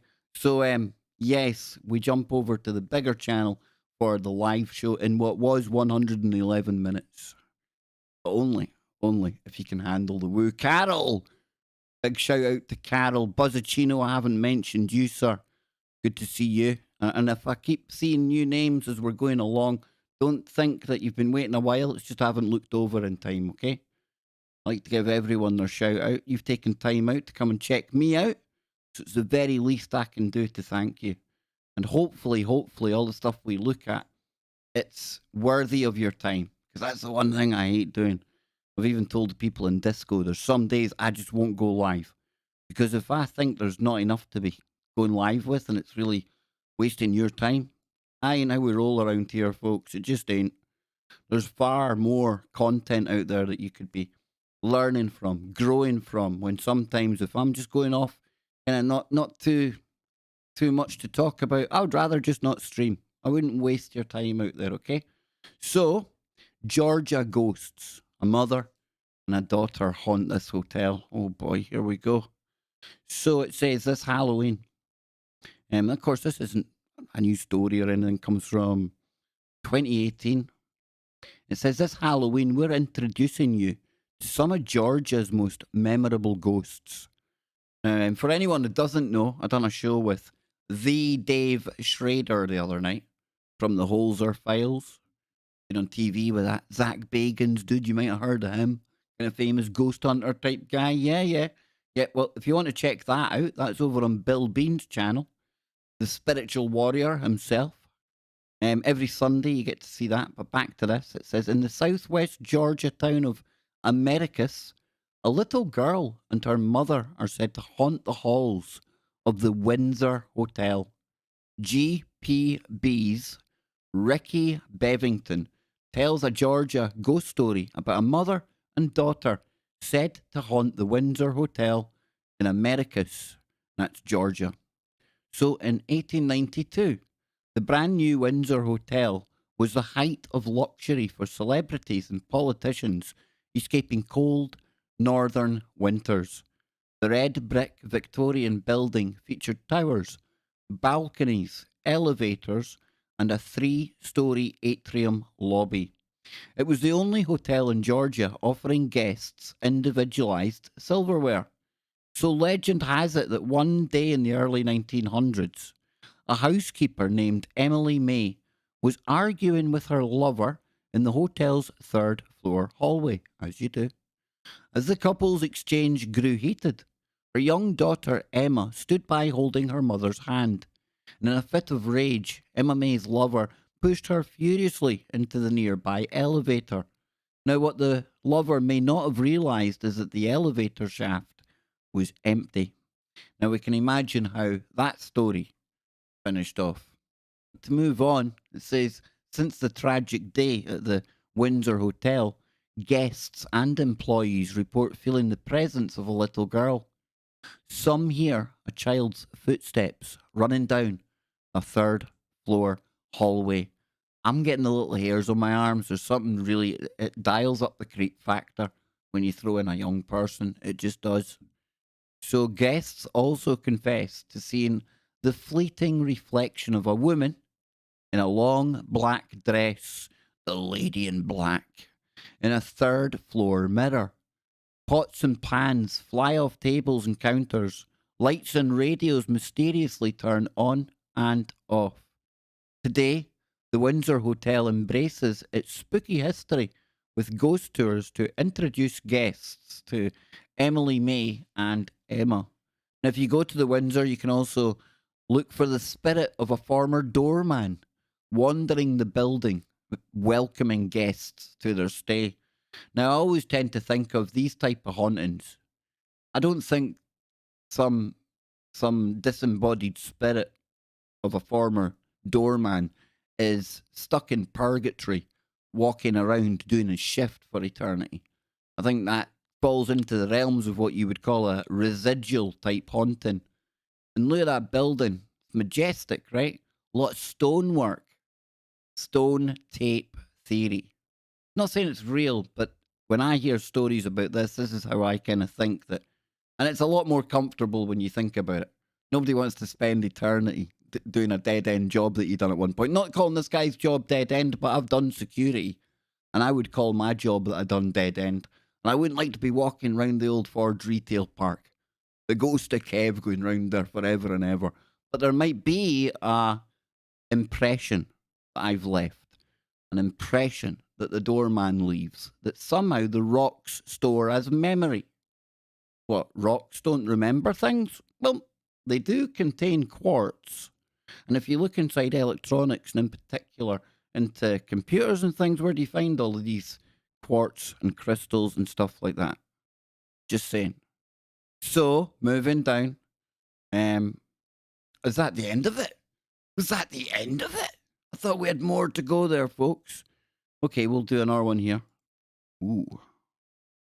That sounds like a good one. Is it going to let me do it? Okay, so in honor of... All right, here we go. Dancing ghosts. That's pretty trippy, eh? In honor of Halloween, we're introducing you to some of the most memorable ghost stories. Okay, so blah, blah, blah. So this time that Ricky Bevington's going over the tale of forbidden lovers whose affair led to their passing during the Civil War. Now, in 1864, times were tough in Roswell. Is that Roswell, New Mexico? Is it? Is that like just about 80 years before things started kicking off there? The city was occupied, probably not. City was occupied by federal troops under Union General William T. Sherman. Now, food and clothes were expensive and hard to come by. One of the only places to get what you needed was the commissary, which served as a general store for necessities. Now, a teenager named Catherine worked for her father, who owned the store. One day, a young Union soldier named Michael came in to pick up some things, and he spotted Catherine, and it was love at first sight. We've all had a bit of that, or I'd hope everyone's experienced a bit of the old love at first sight, right? Dang, dude. Now that's a powerful thing. That's real. Definitely real.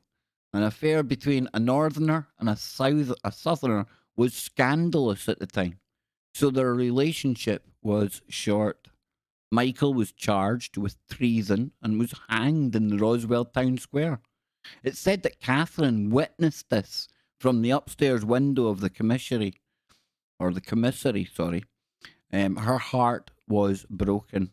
A few days later, Catherine was found hanging the same from the large beams of the upstairs floor of the said commissary. And in recent years, I hate this word, is it commissary or commissary? Commissary has been home to several failed restaurants. According to reports, the spirits of the couple still linger in the building, and employees said that the grand piano sometimes played by itself. Now, there was an absolutely Bernie's link for that story. Is it the story you want to hear, dude? The one I've got? Or the one that somebody in the chat room's talking about? Move the Smurf. Okay, I've moved the Smurf. Hang on, I see it now. I see it. Wait. There it is. There you go. Smurf is gone. There you go. Buzzachino. I know. See, it looked better with the Smurf hat. Definitely. So then, I'm a bit slow that way, right? You know what I'm like, right? So it says the grand piano, ding, played itself. Now, that's my sounding piano because I'm tone deaf. But I've seen that before on a ghost hunting kind of investigation. And it was very hard for me to try and debunk. And it's not that I'm a debunker, but I try to test everything and make sure that what we're witnessing and what's going on could be paranormal, supernatural. I say could be, because if you're not there doing the investigation, it's only your best guess at what could be going on. You get what I'm saying? And again, it's not me saying that all of this stuff is hocus pocus. You know me. I think these things are very real. Do I think everyone's stories about these things are supernatural and paranormal? Probably not. That doesn't mean at the time they maybe haven't believed it. And our brains, they can make even the most innocuous of sounds and events seem really, really weird. If we're, say, out doing a ghost hunt, we're already primed thinking we're going to find something weird going on. And that can make even a mundane kind of very logical event seem, I'm saying seem as if it's something supernatural. So, but wouldn't it be cool if we got somebody playing a full tune out, like proper tune on the piano? That would be hard. That'd be quite conclusive, I think. So in the morning, they would come upstairs to see chairs moved to clear a space in the centre of the room. People swear that they've seen ghostly figures in the upstairs window of the commissary dancing in each other's arms. Buzzicino, I made you laugh today. Then listen, it's not that I'm going to stop now, but I could stop now, because that's like, if I can make somebody laugh, just that for 5 minutes even, take their mind off all of the other crap that's going on out there. Bingo, man. Bingo. Telling you. Talking of bingo, check out Bingus. So if we come back here, it says people swear they've seen ghostly figures in the upstairs window. It's like deja vu around here, right? So it seems Catherine and Michael have been reunited in the afterlife. Isn't that romantic? Isn't it? Isn't it? Or is it just the emotion of what was going on when they did meet? You know, that love at first sight, that totally heart falling for somebody, head, heart, everything. Does that put out emotion into rock, into building, into the ether where it's stored? And I would like to think they've moved on to another plane to continue their eternity together. Or have they been reincarnated? Have they been reincarnated? Who knows? Who knows? Maybe they came back together again. Maybe they're dancing in the physical world right now. So, with that said, we're now going to shift gears and go back in time a little bit. Donnie, you're going to love this. I found it on the Forgotten Origin Facebook page today. So we're going down under to look at some very ancient and very cool stoneworks and earthworks and things like that. So listen, folks, I'm going to be back in about 2 minutes and we'll get into all of that good stuff. Zach, do one. Captain Obvious, boom.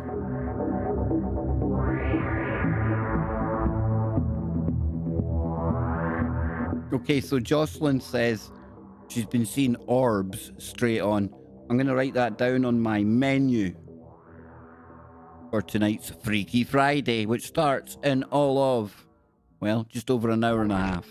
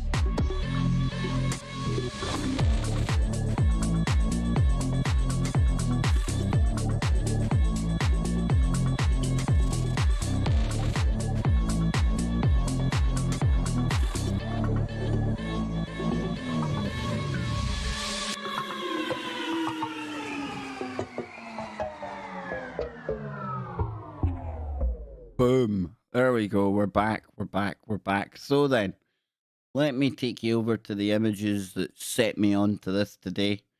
And we're going to be talking about a Nordic stone circle. Nordic stone circle. No, Sid, not where you are, but down under. I know. Take a look at this. So here we have somebody posting. I'll take their name away. Don't want to.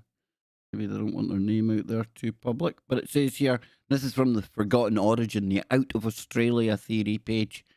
It says, has anybody else seen the Nordic stone circle in Queensland?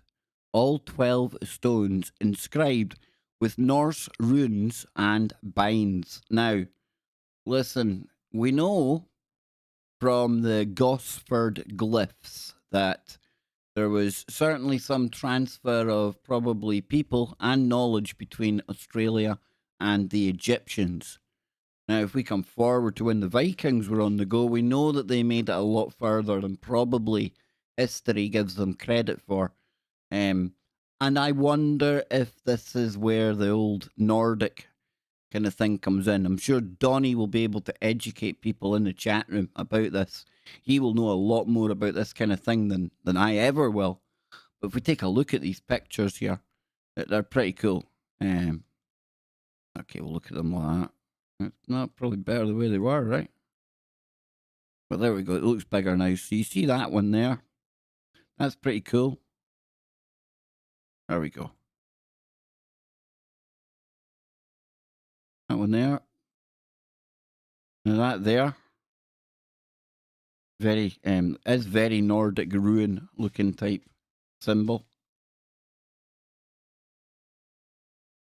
That looks almost like an arrow or an anchor. I mean, I don't know what these mean, by the way, but then we've got another picture over here. Look, there could be a lot of things on that. However, some of that could be, I mean, that definitely looks like lines there, right? That could be something over here, right enough. I was going to say it might just be audio. It might just be pareidolia, because this is a definite. Look at it. And you know, I was actually learning about the Gosford glyphs, that what they done to preserve the glyphs, what they would do over time was they would actually use urine, and I believe it was female urine, because we've learned all about how there's man's business and women's business. And I'd heard that on a video that Evan and Stephen Strong had done. And they were interviewing somebody who was at the Gosford glyphs way, way back in the day. I think it might even have been the 60s. I can't remember the guy's name. But the Gosford glyphs, we'll take a look at that in a moment as well. Drink a Coke here. There we go. Another one, very similar. If I bring up Nordic runes, look at these.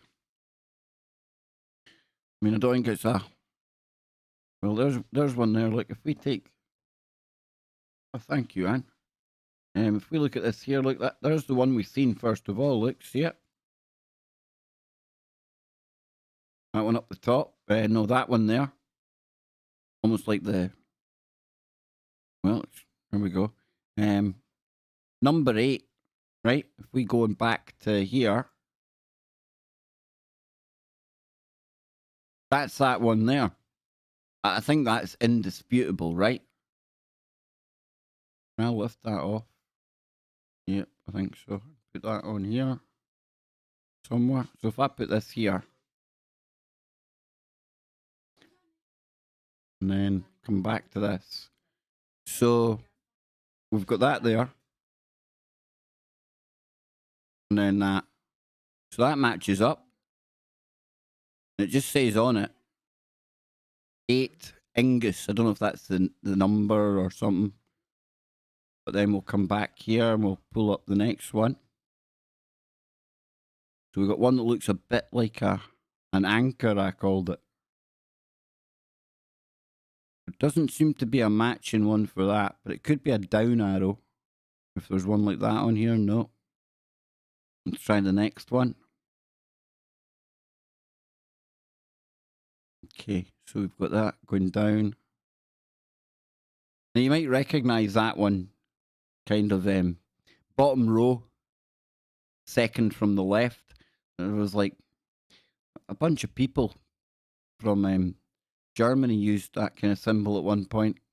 And we know they were into all that kind of ancient Nordic type stuff. Just saying. And that's a funnier one there altogether, eh? Totally different. Then we're back to these again.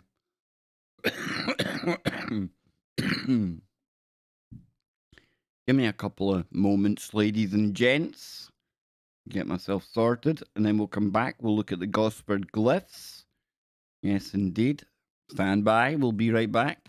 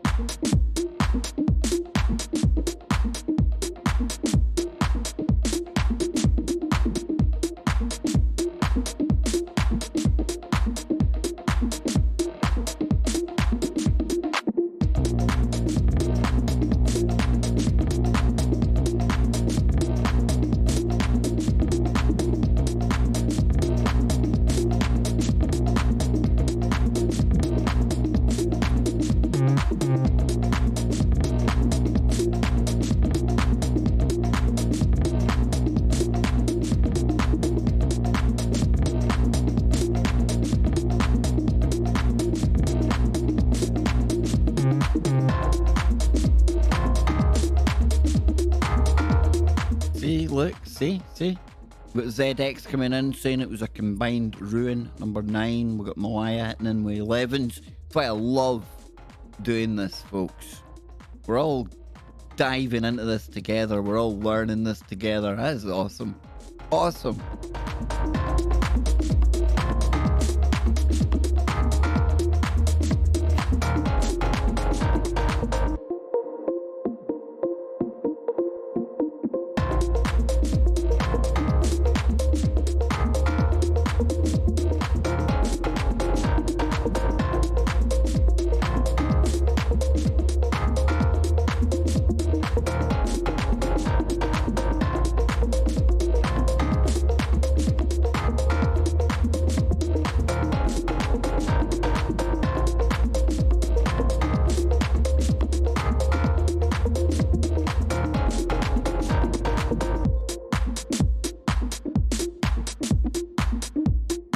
Big hello to you, Bet. A big hello to everyone.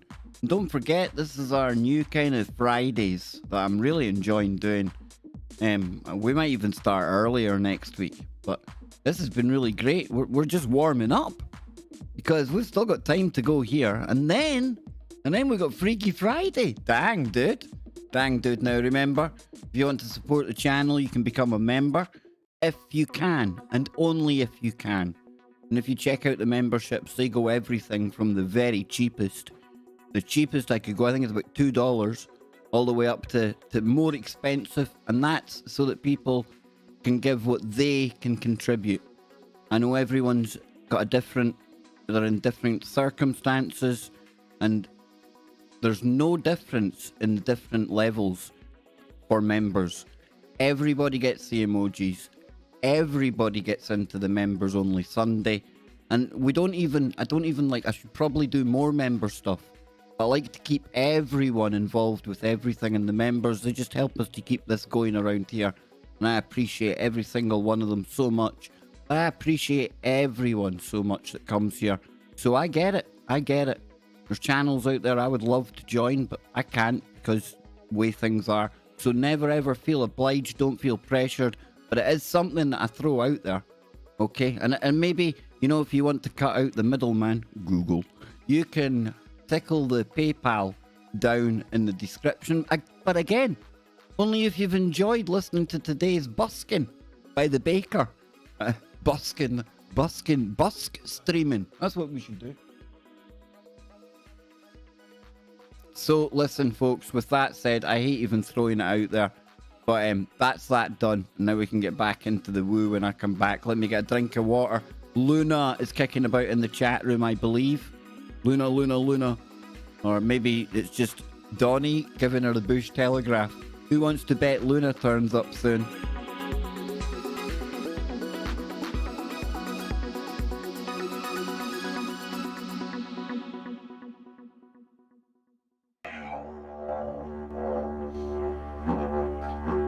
Since we're going down under, we'll have the music put together for KBS by one of our originals from down under. Here we go.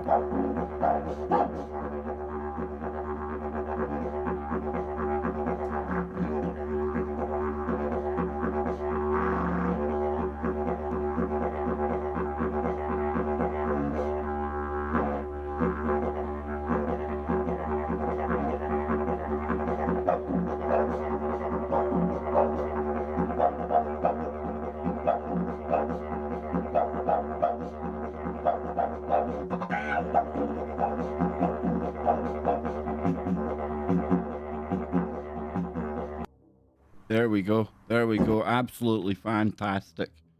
So let me bring this up over here for a second. Now we're going to go to what I think is one of the most fascinating things I've ever come across in my time doing the ancient coverage that we do, looking at where we come from.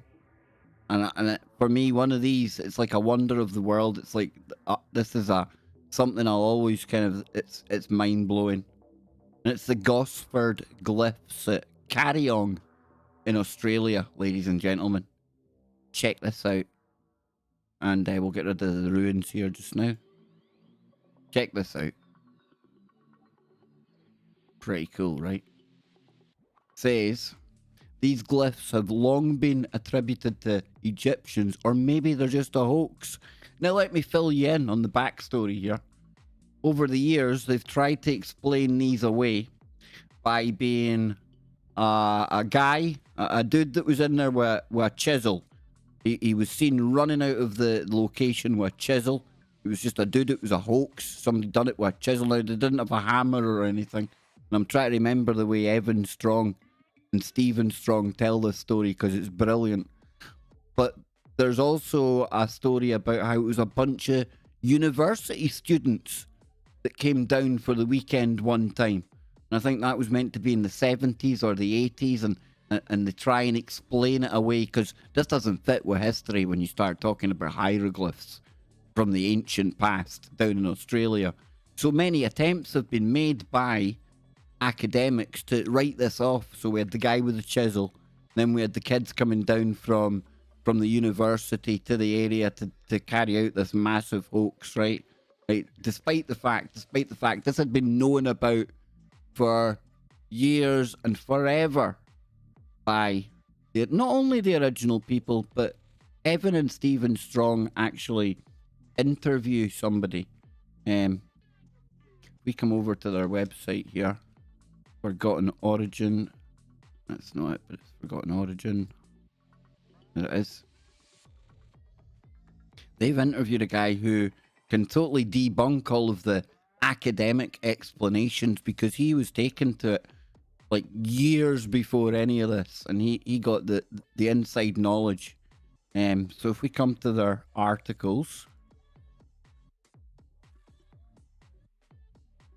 the Carryong hieroglyphs 10 to none. So on here, and I'm going to drop you the link. We won't watch all of it. Is that the one? Here it is here. Part 2. Let's see part 1. Okay, so there's the boys there. Let me turn this up for a minute then, because I'm pretty sure with the rapport and the relationship that we've got with these guys now, I don't think they'll be meanies and copyright me if I just play a minute or so of this, okay, or a couple of minutes. I don't think so, right? Do you think that the guys from Australia, judging by the last show, do you think they would probably let me away with playing a little bit of their content? I truly think they would, because we're going to build on this. I'll go back to front because he... Can I just say publicly again, I love that guy, and I love Evan as well. They're a buzz Honestly, they're an absolute treat. Great guys, awesome. And they get up at the crack of doom, not the crack of dawn, the crack of doom to come on the Kev Baker show. And please, folks, check out everything these guys are up to. You might not necessarily agree with it all. Remember, I provide, you decide. They provide, you decide. And they're very much like me. If you agree or not, that's okay.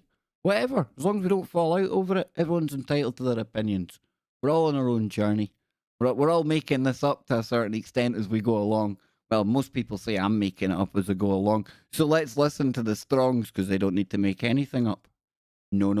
The article's quite interesting because we've stumbled on through Nina Angelo some amazing evidence about the authenticity of the carry-on glyphs.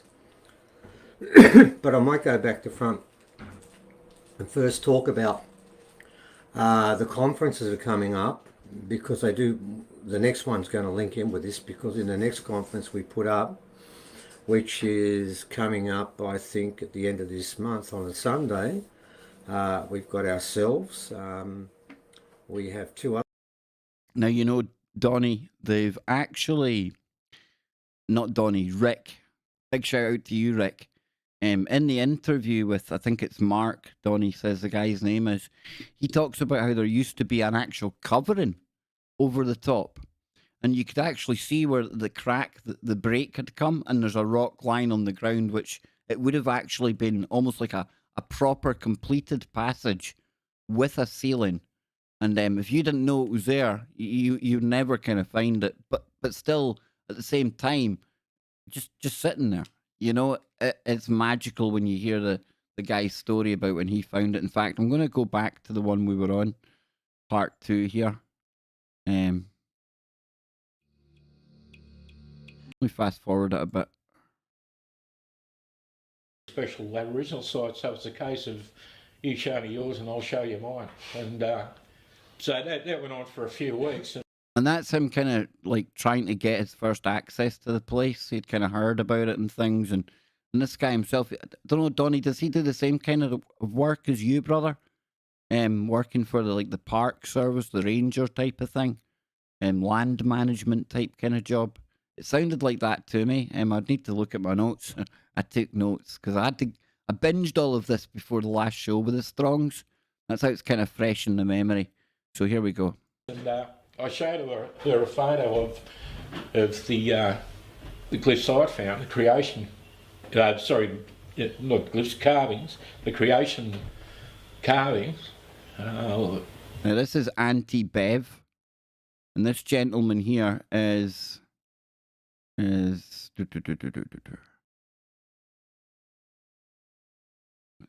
David Fitzgerald.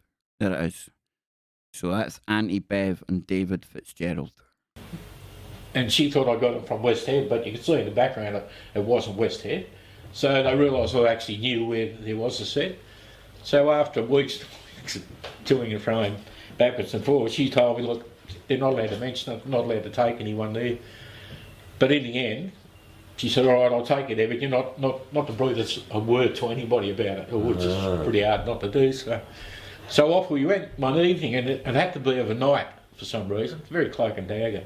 And so along with 3 other rangers, myself and I wanted somebody to come with me.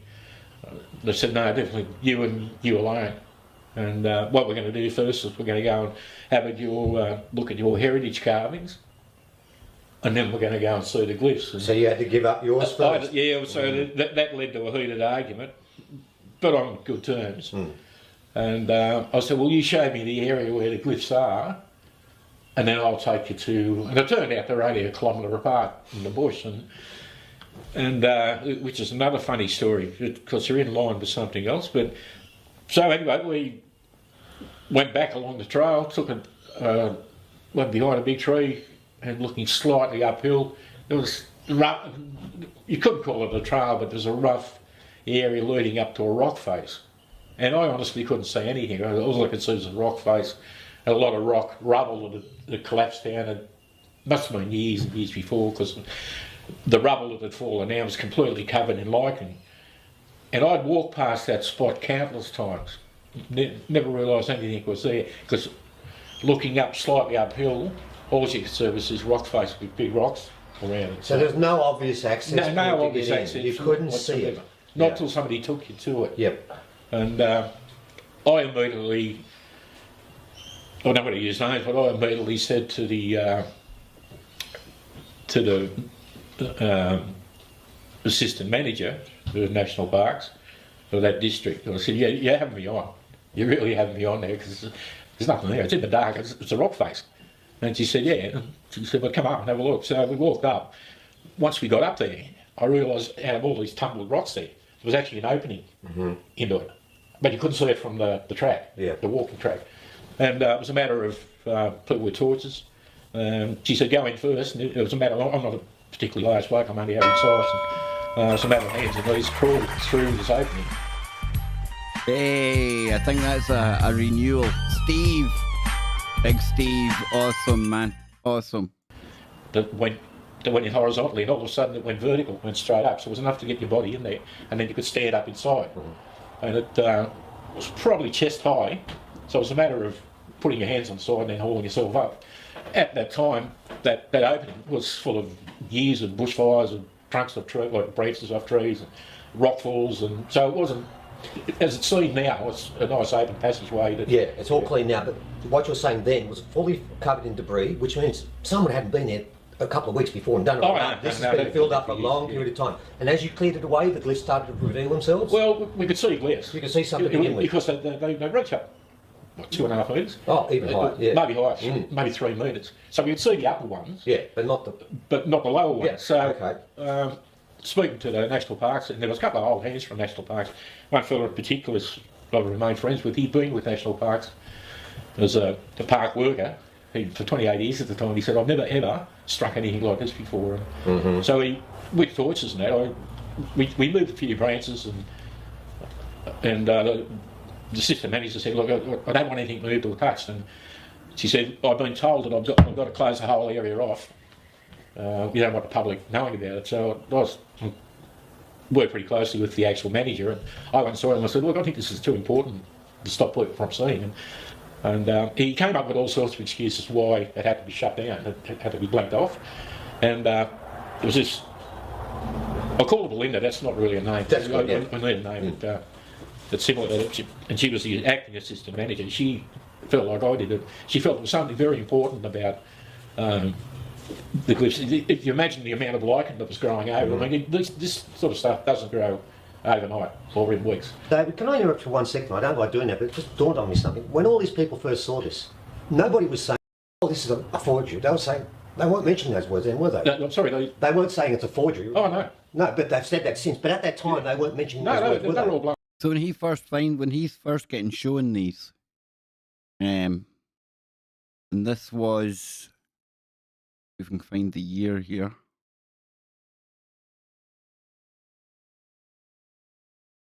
According to the NPWS record, they first became aware of this site in the early 1980s, but David is adamant his first sighting was in 78, just 3 years after the so-called deranged Czech.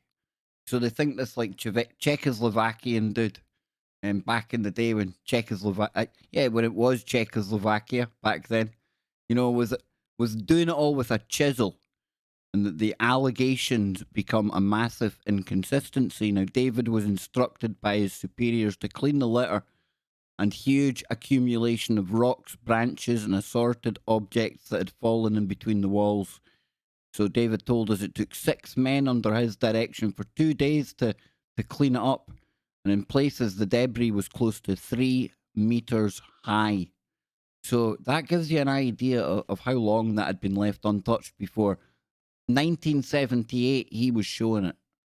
And then they start to come up with ever-increasing kind of excuses to explain this away so that they can totally take people's attention away from the fact that in the ancient past, Australians and Egyptians were mixing.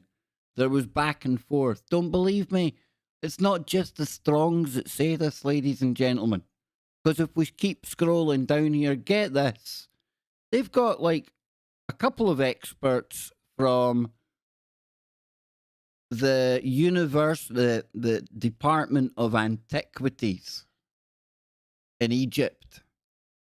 And they do a 2-part presentation on how it wasn't some crazy Czech with a chisel running about in the 1980s doing it. It wasn't a bunch of students that were doing a hoax. This is very real. And do you know what they get into in these videos? They start showing you the kind of ships. Yes, ships, ladies and gentlemen. And they use the amount of soldiers and people where there's like armaments and oars coming out to say these weren't like little sailing ships. These were not little sailing ships. These were absolutely massive, and they were very, very capable of going on long journeys. So the star chart Kev Baker shows 2 on top. It's going to take me ages because you got to appreciate here that there's I think it's about a 30-second delay between what you say in the chat and I'm ahead of you. So to get back to the one you're talking about just now, Donnie, would probably be probably not so doable. But if we keep going here for a little minute, we'll take a little listen more to David. David Fitzgerald and Auntie Bev. And you can get this on ForgottenOrigin.com. And this is the kind of thing that the Strongs are just, they're churning out. That they're prolific. It's amazing to be giving them the KBS platform to come and speak to all of us. I feel really, really blessed about that, and probably would never have appreciated it without Donnie, without Luna, without Jess and Dan, Bruce Fenton, Jimmy Jeans as well. Jimmy Jeans was somebody that said, Kev, you'd love these guys, a couple of Australians. And, well, now we get them on the show. On the way, all the national parks people that accompanied me that night, bar one, had been in there before. And they were all cognizant of the fact this was something amazing. That's right. Right, that's very important because later on the story changes, as you know. And that basically answers my next question, which was, what was your take on these glyphs? You thought, like the rest of them, this is something amazing that you couldn't quite get your head around at the time. Is that right? Yeah, look, I make no bones about it. I had no idea what the hieroglyphs meant. No idea at all. I've been at a museum and that, but the next day I went to the library and got all the books I could on glyphs. I always had an interest in Egypt and Egyptology, and I showed her the book. I said, she said, where are we going? I said, we're going to go and see some of these. I don't know what they mean, you might know. And she laughed at me. She said, of course you did. David's crazy again. Take another tablet, you know. But can I make this point again? We're still talking this time in the 70s, aren't we? We haven't gone past 78, 79. Right, very important that. This was a couple of days. The next day I went and got a book from the library, had hieroglyphs, and then I realised the hieroglyphs lasted well over a period of 3,000 years, and they actually changed in that time.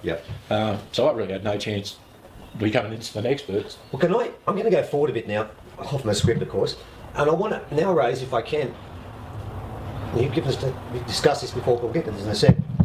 Let's look at the 3 things that since after the 70s into the 80s, we started to get a new story started to come out as it started to become more popular. Now the first one we've got is in 1982. We have this story which Alan Dash got involved in and others, and it's quite popular and most of the critics use it, of the deranged Czech in 1982. And there's a second one in 1984 where they claim that Sydney University students were supposed to be involved in this. Sorry, what year was that? 82 and 84. Now, I mentioned this to you earlier, and you gave us an interesting account of the Sydney Uni students. Would you mind sharing that with everyone? Because the story is that they were supposed to have done it in 84 and forged the whole thing. Could you tell us what really happened? How that come about, my interest in it, saw me talking to people that I thought may know something about it, and they obviously told other people, and so it started to become more and more known. There was a fellow who lived at Edelon, and he used to spend half his year in Egypt, so he was a full-on Egyptologist, and he used to teach part-time at the university in Sydney, and he asked me, was I prepared to take up some of his students? So a handful of his students, when I took them up there, they had a look, they touched nothing, other than they had a look through it. Now, by now, the rocks had been moved away from, so the opening was quite large. Yes. Very easy to spot, very easy to walk through. The debris inside, mainly the tree branches and some of the bigger rocks had been hauled out of the way. So it gave it that clearer appearance. If you looked very closely at it, and I had geologists and all sorts of people up there, the northern end of it still has rock, a very, Shelf above. very low there. And what you're actually walking on, which now is the floor of the glyphs, is the rest of the roof. It's caved in. There used to be completely roofed over. So this was completely sealed off all the way along. That's what we believe. Yeah. And the reason we believe that, the floor that you're walking on now is exactly the same piece of rock from above. And if you get up on top and move back some of the moss and like it, you can actually find a groove on either side where the rest of the rock shelving made the roof. But at some stage, for some reason, it had broken and fallen It's in. the acid Almost like a... rain, David. It's doing it to all our caves. This cave's falling Well, it is- right down. It's called acid rain. Yeah, well, it is sandstone, so it's Yeah. you know it's given to wearing down. It's not grounded or anything like that. So originally, going back a long period of time, this actual whole chamber was sealed off. So It was a chamber. So when we're looking at those pictures, you know, you can see how there's daylight there. But the floor was a roof. Can you, like, remember we were talking about mentally time traveling before? Just imagine that.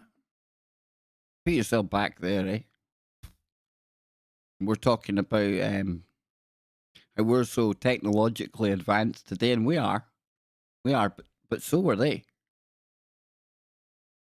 Australians and the Egyptians too. Remember, we were talking about maybe having different senses and using our brains differently and thinking differently. And I think when we look at rocks nowadays, we see rocks, dumb old rocks, right? But ancient people, our ancestors, they didn't see them that way. And they knew how to harness, literally harness, the natural energies, that everything that's here on this absolutely fantastic, crazy flying ball that we're all clinging to going through space, everything, they were using it. And you think we're technologically advanced? Like I say. Yeah, maybe we've got 5 senses. Let's say we're on a level 5. I think we're talking maybe looking at level 10, 15, 20 back then. And then add to that the knowledge that was definitely coming from, you know. So, and Donnie doesn't have to imagine. He can probably pick up on that, you know. That's why I'm in awe when we go down these kind of roads. And how lucky we are. Naysay as well. Naysay has become such a good friend. I sometimes forget. It's just the same as for the whole Australian path for me, because that's like a window into some ancient woo. And what was some of the biggest questions? Where do we come from? You know, I think we're not answering these questions. I don't think there's any definitive answer. There probably isn't. Maybe Donnie and the people we bring onto the show, like Naysay, maybe they take us the closest to really truly knowing where it is we are coming from. And hey, it looks like just in time, through the Australian connection, we might just be finding out where it is we're going. Pretty cool, huh? Pretty cool. Jules, you're back. You've missed nothing. Well, maybe a little bit here and there. But listen, we're going to rattle on through a couple more now, okay? Ancient woo. Ancient underground structures point to a different history of civilization. It came out on June 14th, and Doctor believes that humans can be tracked back 14 million years. Ladies and gents, time travelers, ancestors, creepers, interdimensional lurkers, I don't know. Imagine if everything you learned at school had to be taught, or imagine if everything you learned at school had to be retaught, as the history books were out of whack. We're beyond that. We don't have to imagine that. We discovered that a long time ago, right? So while that might sound like an episode of Stranger Things, not to us, ladies and gents, there could be more truth to it than you think, as despite most scholars agreeing that human civilization emerged some 10,000 to 12,000 years ago, there are various discoveries that point to a very different past. And remember, we've done so many cycles that we're aware of, but who knows how many things and civilizations have come and gone, risen and fallen, to maybe even some looked a bit like our technology today. Atlantis, I don't know. You know, there could be periods of history that there's no recollection of. It's been totally taken out of our ancestral memories, whatever. I'm still open to us learning even more things, more civilizations that came and went, and from time to time, those up there. Yes, indeed.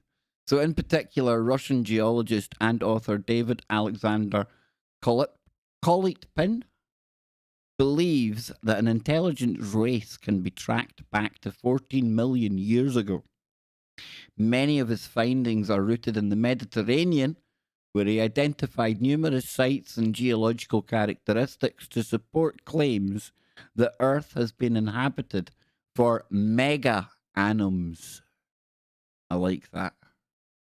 Behave, Pilota, or leave. One of the two, because it's not.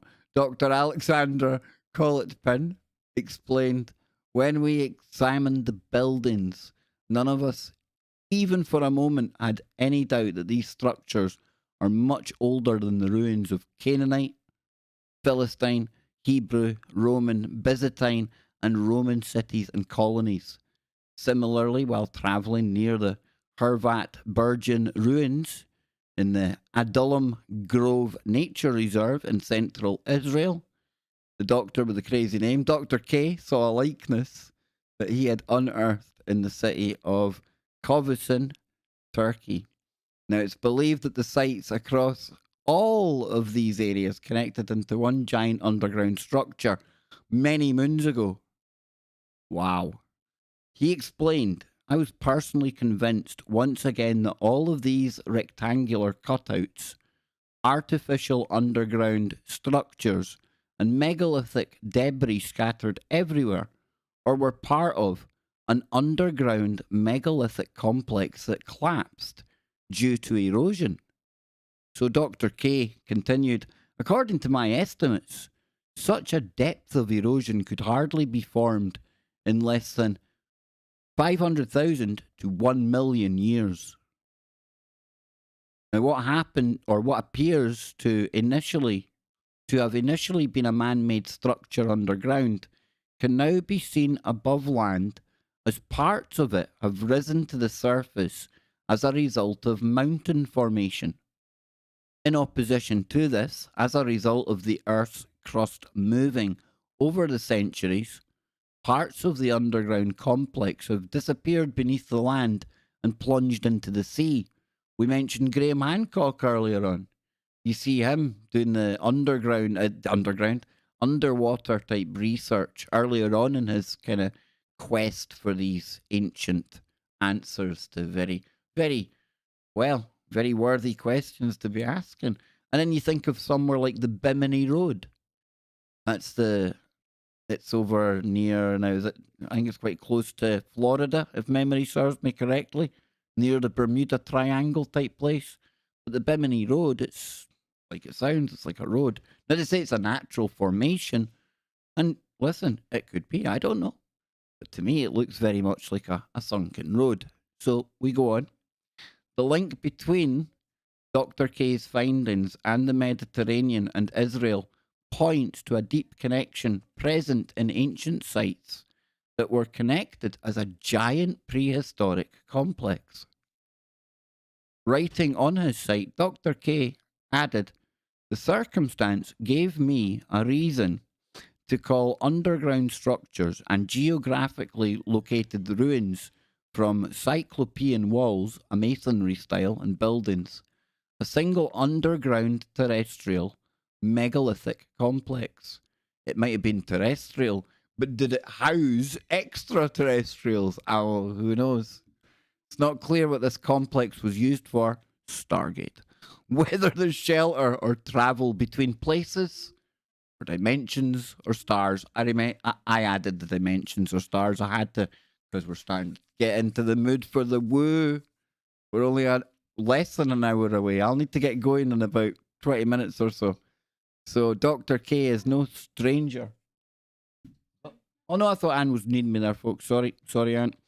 Dr. K is no stranger to questioning the start of humanity, previously claiming that there is evidence to show that people in ancient civilizations drove tanks 14 million years ago after discovering tracks in the Phrygian Valley of central Turkey. Now listen, I don't know about that. But damn, isn't that some good woo? And isn't science, isn't that what it's meant to be about? I mean, the academics that would probably ridicule this, they should be confident that, you know, if they were to go and actually look into what is being claimed here, if they're right, then do the science and prove that this isn't a thing. But they won't. But they won't. And that doesn't necessarily prove that it is a thing, but that's the way it's meant to work. We're meant to keep an open mind. We're meant to always keep exploring, testing out things like this. You know, listening to Dr. McCairn, my good friend Kevin, I tell you, he's really doing a good job of holding these characters to task about you know what. And that's what's really, you know, like I say, if, you know, you've built your career upon saying that, okay, 12,000 years ago, 10,000 years ago, like it claimed in here, then you should be confident enough to go out and test it. You know, if you're that confident, you're going to debunk it, all right, but they don't even bother doing that.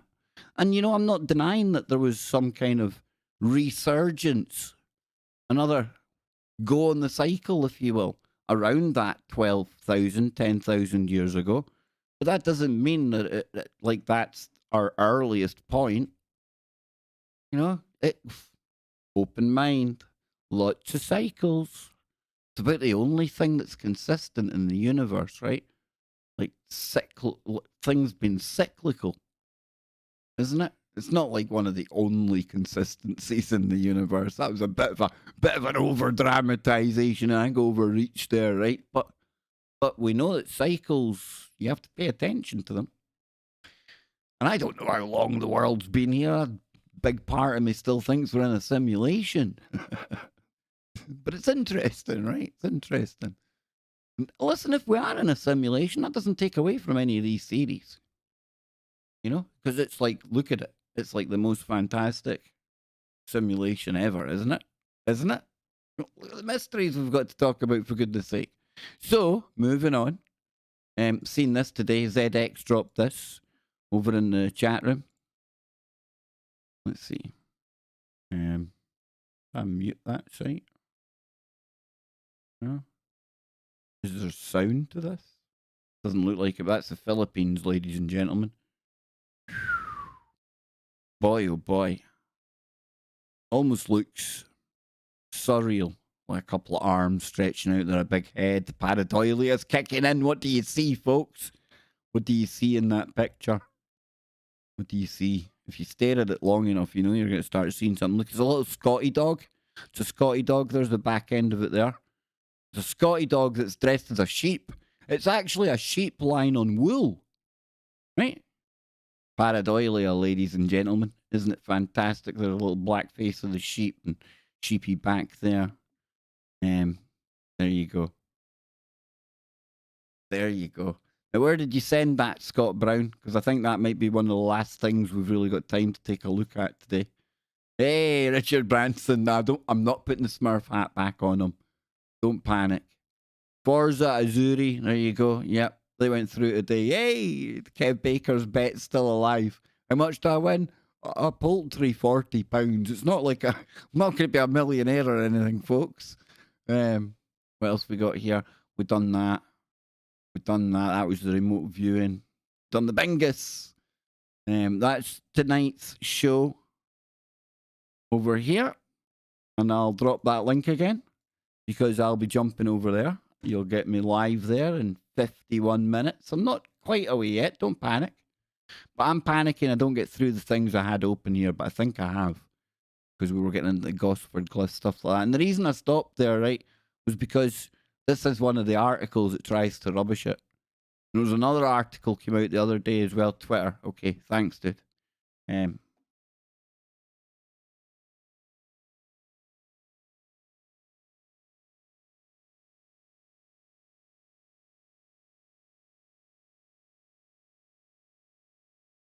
Perfect. Perfect. Great point here made by Scott in the chat room. I'm doing this as a demonstration only to illustrate how simple software can be used to hoax images. This took me about 20 minutes to pull off, and I left detail, and I could have easily blurred it more to mask the detail. Stay aware, my friends. And yes, that's why we have to really not be overly skeptical, but be critically thinking and keeping our senses about us. That nowadays there's probably, well, I don't know what the ratio would be, but there's more fakery and hoaxery and CGI and Photoshops going on than is actually genuine. You've heard me talking over the years about how sometimes I pull away from ufology because it's just too hard, too many hours to wade through all of the different material out there to find maybe one nugget, one 10-second clip of something that looks like it could be genuine. But even then, it only looks like it could be genuine because, like Scott rightly says here, this is where you can end up, confirmation bias. We're all into these types of things. Maybe you're not, but I know when I used to see all of this, the alien stuff, I knew you could tell, like back in the day when the internet started getting going and there was videos out there. It used to be really easy to kind of tell the ones that had been put together. But nowadays, even people like me, no training whatsoever, I could probably mock up something as good as your man Scott here. Do it on video as well. I can even take one person out of one video, get rid of the whole background, and make it look like they're in another video. So I could take me, film me, and no green screen, anything needed. You just use the Adobe. It's like artificial intelligence. It edge finds and takes out the back, and you take that and you paste it onto the other one. You start getting all the perspective right, and all of a sudden, there you are, stood having a conversation with AOC, or why did I think of her first? Why did I think of her first? I could be hanging out. Not of AOC, with the sperm whales, you crazy buggers out there. See how your minds work. Did I say, yes, I did say that type of whale. So anyway, on that note, ladies and gents, we're almost out of time. Almost out of time. Looks like a CIA leak pic to me. I like that. Looks like something that Elizondo would come. Let's not send that to Jeremy Corbell. Now let's face it. Corbell doesn't watch anything I do. Right? We could do it for a test. He says he gets hundreds of emails and pictures an hour, and he's hardly got any time to go through them. That's in water. All you got to do, dude. All you got to do, Scott, is take the writing off it, put it into night vision, easy, green filter over the top, and you tell him, I can't tell you what ship I was on, Corbell. Too classified. But I've sneaked you this photo out. And if you're really cute, you'll go in and you'll change the metadata, and you'll make it look like you're stuck in the middle of an ocean somewhere. And I bet you, I bet you, I ain't making this up, I bet you you'd post it. Now, if we could keep this quiet, shh, don't tell anyone. Can you imagine the laugh we would have if, like, we woke up a couple of days' time and, Jeremy Corbell's released another UAP video or a UAP picture. This one's real as well. Pentagon confirms it. Only our boy Scott here just drops him anonymously. Oh my God, can you imagine? We would be I tell you, Scott, you yourself, and I would try and ride onto your coattails, brother, but you'd be like a hero to the people that aren't in the camp or cult or whatever you call it of Corbell and the CIA. So I'm just saying, see, too easy, not for me. Wonder. No, that'd be terrible. That would be terrible. But I bet you he'd buy it. But listen, I'm not here to bash on Jeremy Corbell. I hope he has a lovely weekend. And I know if you've got time, you can have a really fun, Freaky Friday. And we're going to keep it nice and woo over there today, over on the KBS channel, right here. And Johnny Whistles, I hope Johnny Whistles is going to be with us. That's the plan. Nacy will be there. Scotty Lopez will be there. I'll be there. Dave will be there. The Wookiee will be there. The Kangaroo will be there. You think I'm lying. Kangaroos. Wookiees. Aliens. What else have I got here? I've got traffic cones. I've got little... Where's my little stick man? A little stick man from Ron. I've got a good few things from Ron. But yeah, there you go, folks. There you go. So listen, I need to go now. I need at least some time off in between now and the other stream. How long did we go for? How long did we do? How long we've been going? Wow, nearly 3 hours. Wow. So a 3-hour green room show. The Freaky Friday green room. 3 hours it goes for. That's what we'll do from now on. I think that's pretty decent, don't you think? Same time, same place next week. And of course, I'm not going really far. I'm just going over at the other channel. I'll drop you a link in a minute. Thank you all so much for being here. Hope you're all having a great day. I'm going to set you up for a really good weekend, along with Nacy, Scotty, and Jimmy. Not Jimmy. Johnny. Jimmy and Johnny. I get the two of them mixed up. Johnny Whistles, the four of us. We are going to woo you into the weekend, but only if you can handle the woo. So it's been a blast. I hope you've enjoyed this. Let me know what you think. Maybe you have, maybe you haven't. I have. I think I'm going to be coming back and doing this every Friday because I enjoy this longer type stream. And of course, we've got our Freaky Friday to look forward to as well. So remember what I always tend to say around here, folks. Keep your mind open. Keep looking for the woo, but not to the point where your brain turns to black goo.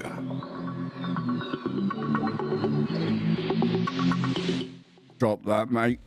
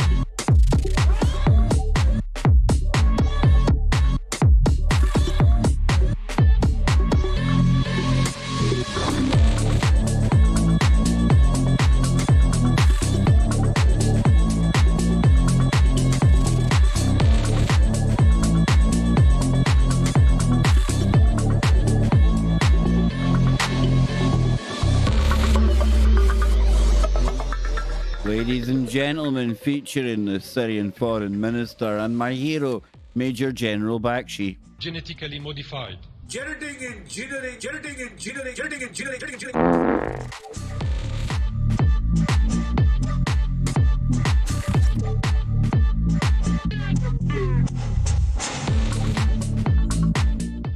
Come on, man.